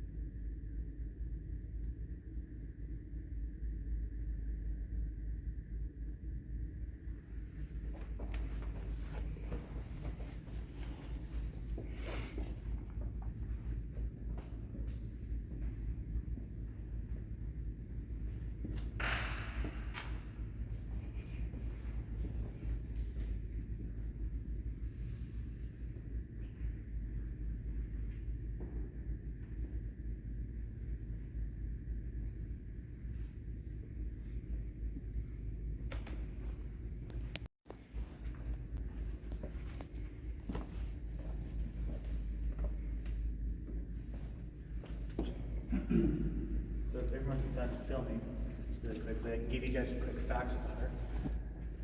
So, before 1957, this was for first-class passengers only. After 1957, third-class passengers were allowed to have a 2-hour window to swim in the pool. Now, this pool normally would actually be drained because the North Atlantic Sea can be very rough, especially during summertime. That's because it's hurricane season. Now, it was said that if you were on the Queen Mary and were able to swim in any of the pools, you had a lucky voyage because that means that the seas were very calm. It was filled up with warmed up ocean water, the same one that would give the first class passengers the saltwater baths and showers. At her deepest, it'd be 12 feet, double my size at her deepest, and then at her shallowest would be 6 feet, which is as tall as me. Yes, there was a slide, and even on some pictures where these little handrails are, where these railings are, would actually have been diving boards at times as well. So how it would work is that the passengers would come in through the door up there on the second level, and they would walk across the balconies here, across the way, or above us, and come down the stairs. Gentlemen, we would go into that room there to get dressed. Ladies, to there. This is a classic example of Art Deco, just like with the observation bar.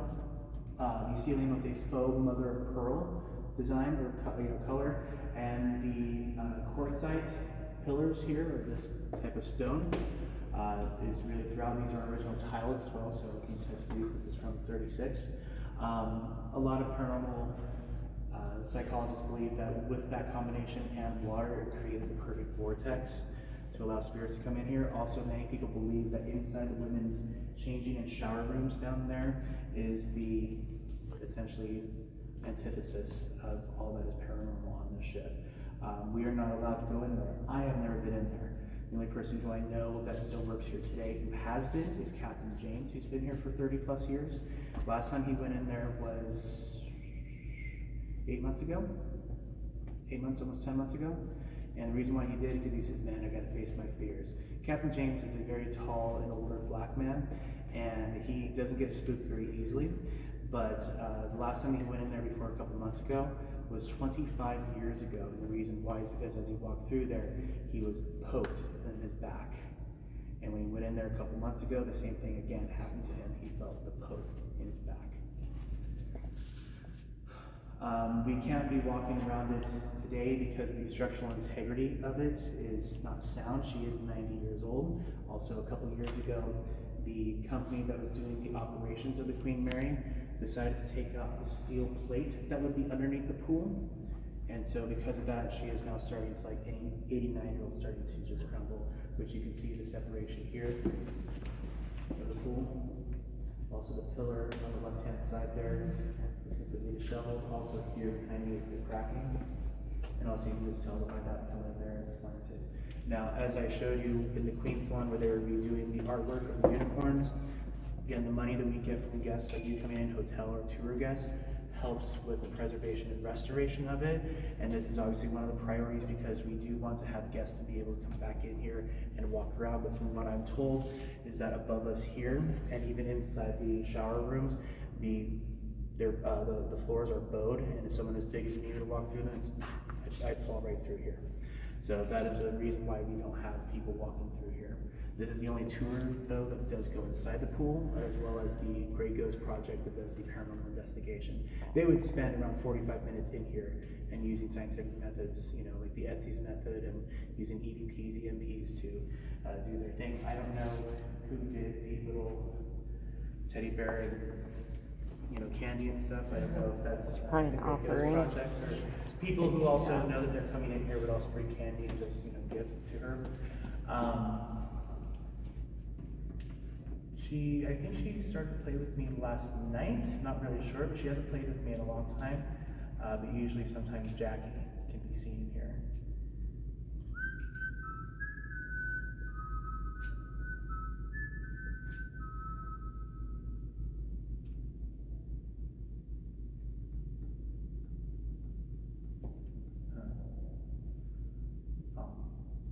And the clock is now 10 minutes slow. That clock above these stairs used to be exactly on time, and now it's just 10 minutes slow.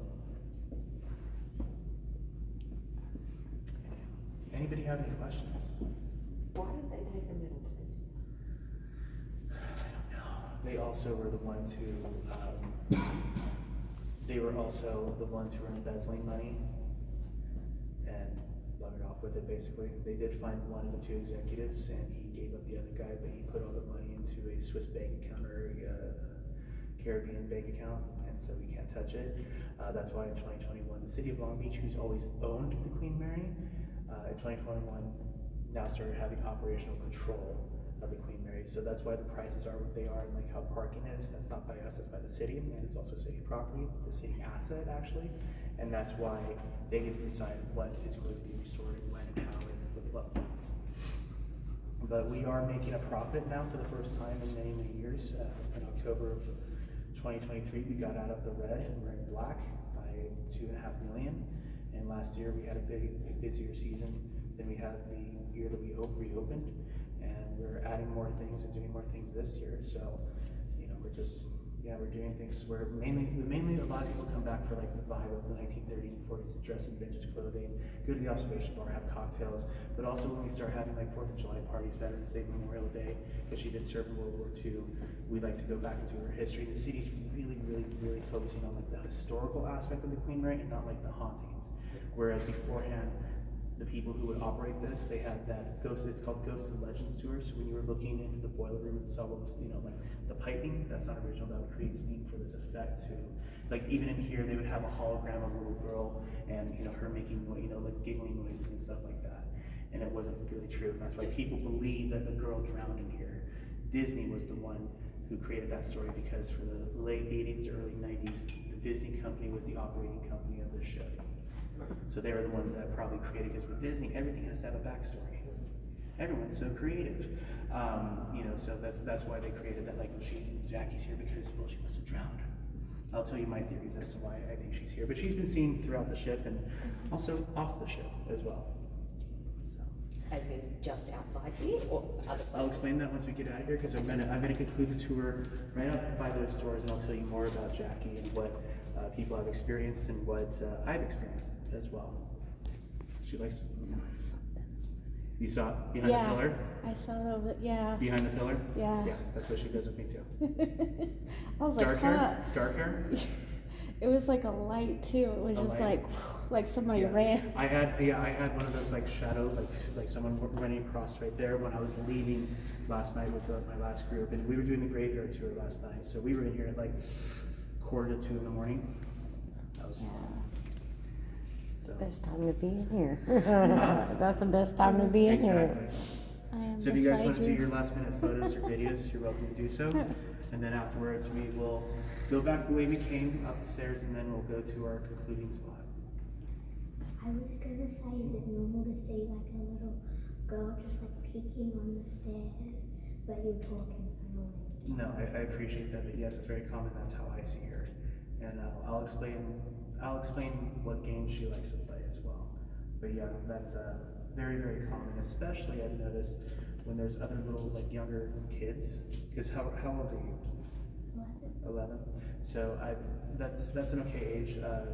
You know, in terms of taking this tour. I mean, we can't tell, like, well, we recommend 13 and older, but can't tell parents what to do. Anyways, but like, we're gonna go into dark rooms. I had one family who brought in their 2-year-old, and of course we went to B340. She starts screaming. I was like, well, she's like, we're gonna go, and I'm like, I think that's a grand idea. Yeah.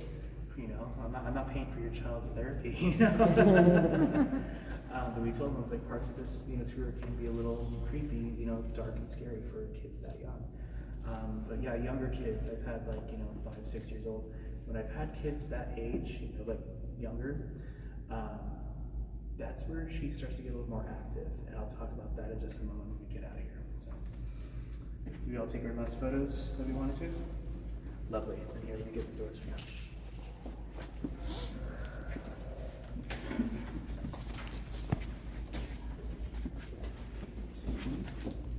Thank you.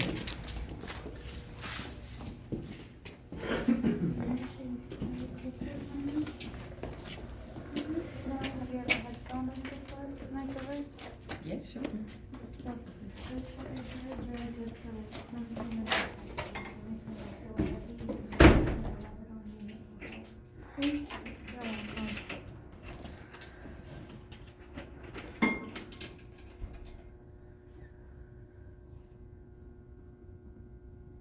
Did you hear that too? Mm-hmm. Yeah. I'm just making sure I'm hearing what I'm hearing. Do you want me to tell the story? I will. I usually don't, but I will tell the story if you insist on it, because last night. All right, let me show you guys something right here. I'll have you guys stand by so you can see this.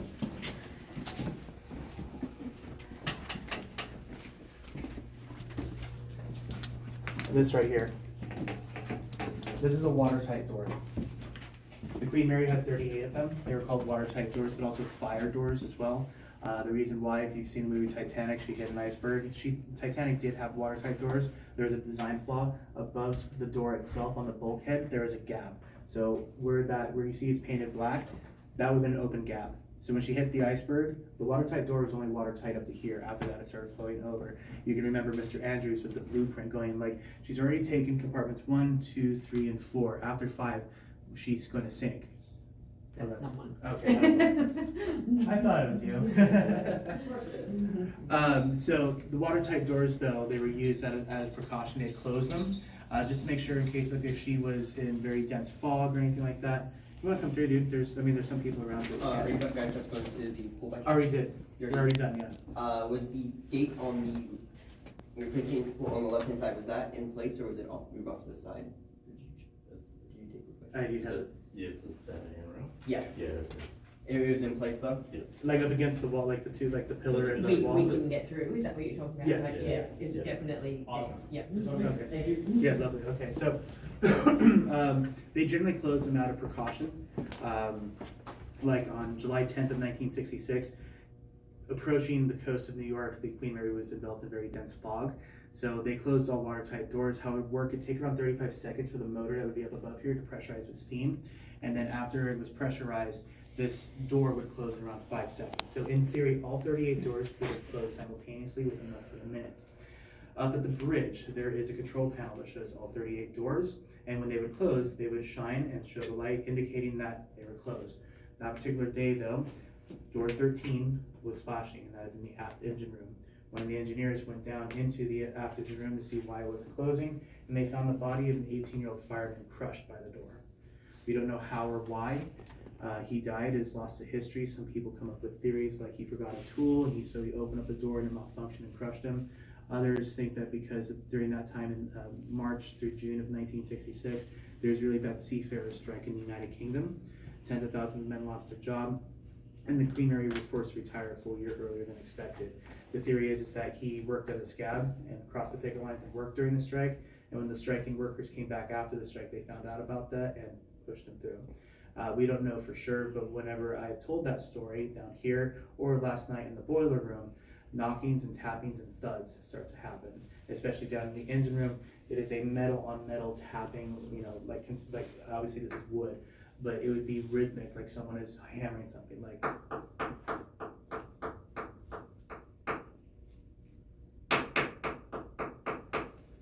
Last night it was 2 loud thuds, like that. And that was at 2 in the morning, and engineering had already went home. So that's why I was like, are you sure you want to do it? Because I usually don't. His sister is still alive today and has requested that we not mention his name. So we just tell the story in terms of just the facts, man. We don't embellish any of the deaths here. I hope that I haven't embellished, or you think I've embellished, but talking about the tragedies of people who have died, yeah, it's tragic. That was someone's son, father, brother, family member, so. All right, well, let's get out of here so that way we can go to our conclusion, and that way we can enjoy the rest of our evening on board this beautiful ship.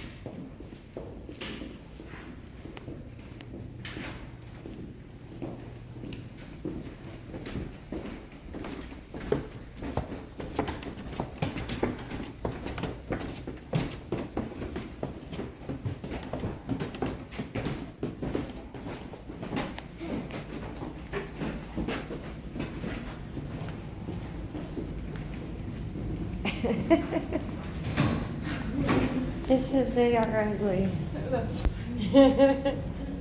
What do you mean at the top? Oh, go ahead to the top of the stairs and meet you. Now it says waiting in the hallway. Yeah, you are going to be waiting in the hallway for Right?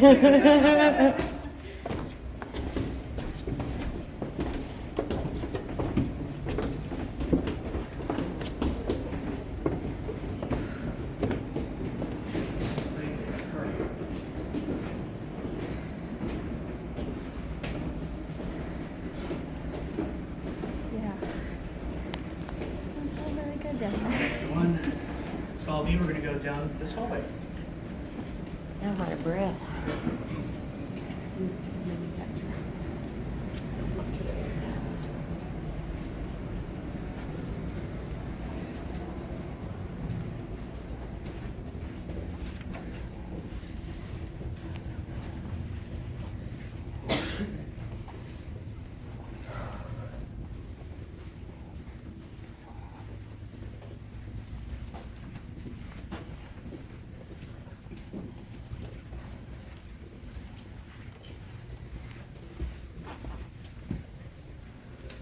Leave now, I love you.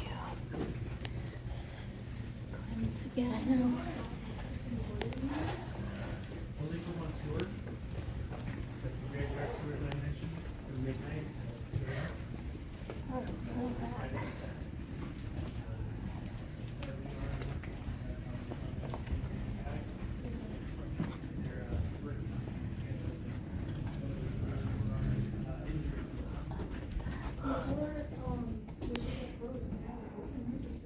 Yeah, they'd be part of the ghosts and legends.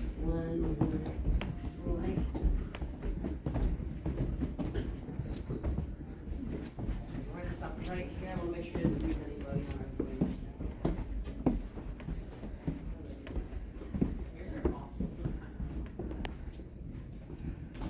As we were walking up the stairs, I smelled some cigar smoke.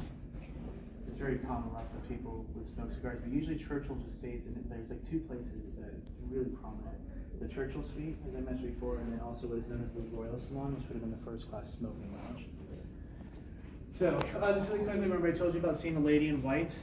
It was actually from these elevators here, and she was walking from these elevators from the carpet and into the Grand Salon.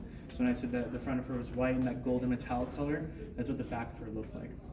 Here we are at the entrance of the first class pool. As I mentioned, that this is where they would walk in. And remember, up until 1957, only for first class passengers. It has become famous, as I mentioned, because of our most infamous spirit, Jackie. She is seen as a little girl between the ages of 6 and 8 years old. Some people have seen her wearing a white sailor's dress with blonde hair. I have only seen her in a gray type of either nightgown or dress, and she has dark black hair going down to her shoulder. We know that her name is Jackie because she has said her name with her own voice. There have been parents and parental figures who've been down here, and they hear a kid giggling or laughing, and they don't see any other parents or adults around, so they think that the child is by themselves. And they go, "Hello, is there anybody here?" And she responds with, "Jackie."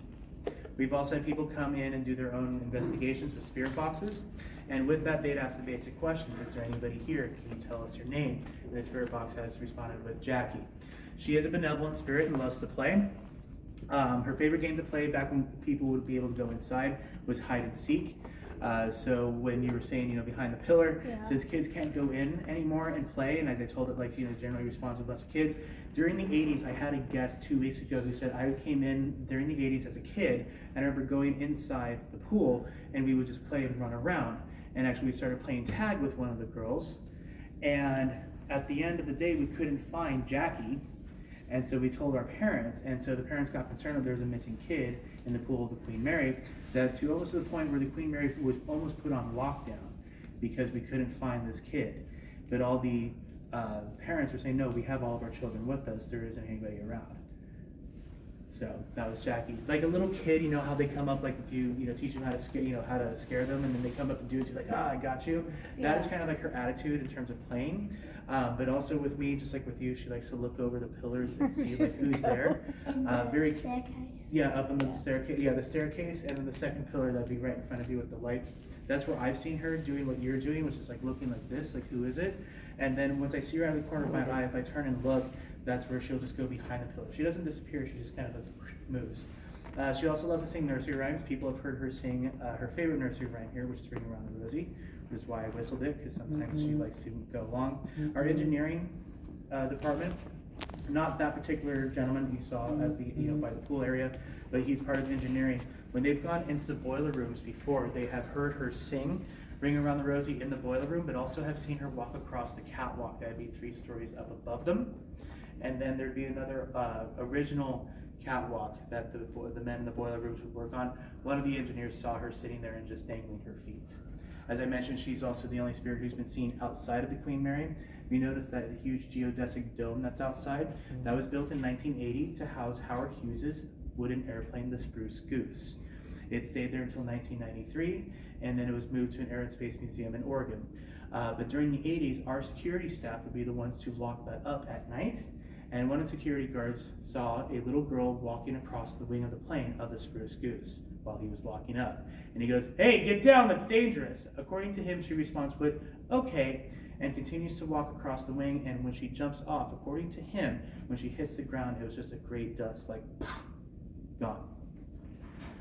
Now, the public only get to see the pool through these plexiglass windows, as you can see from their fingers and hand smudges here. I think the forehead is still here. Yeah, there's a kid's forehead right there. One kid just went dunk. That's again.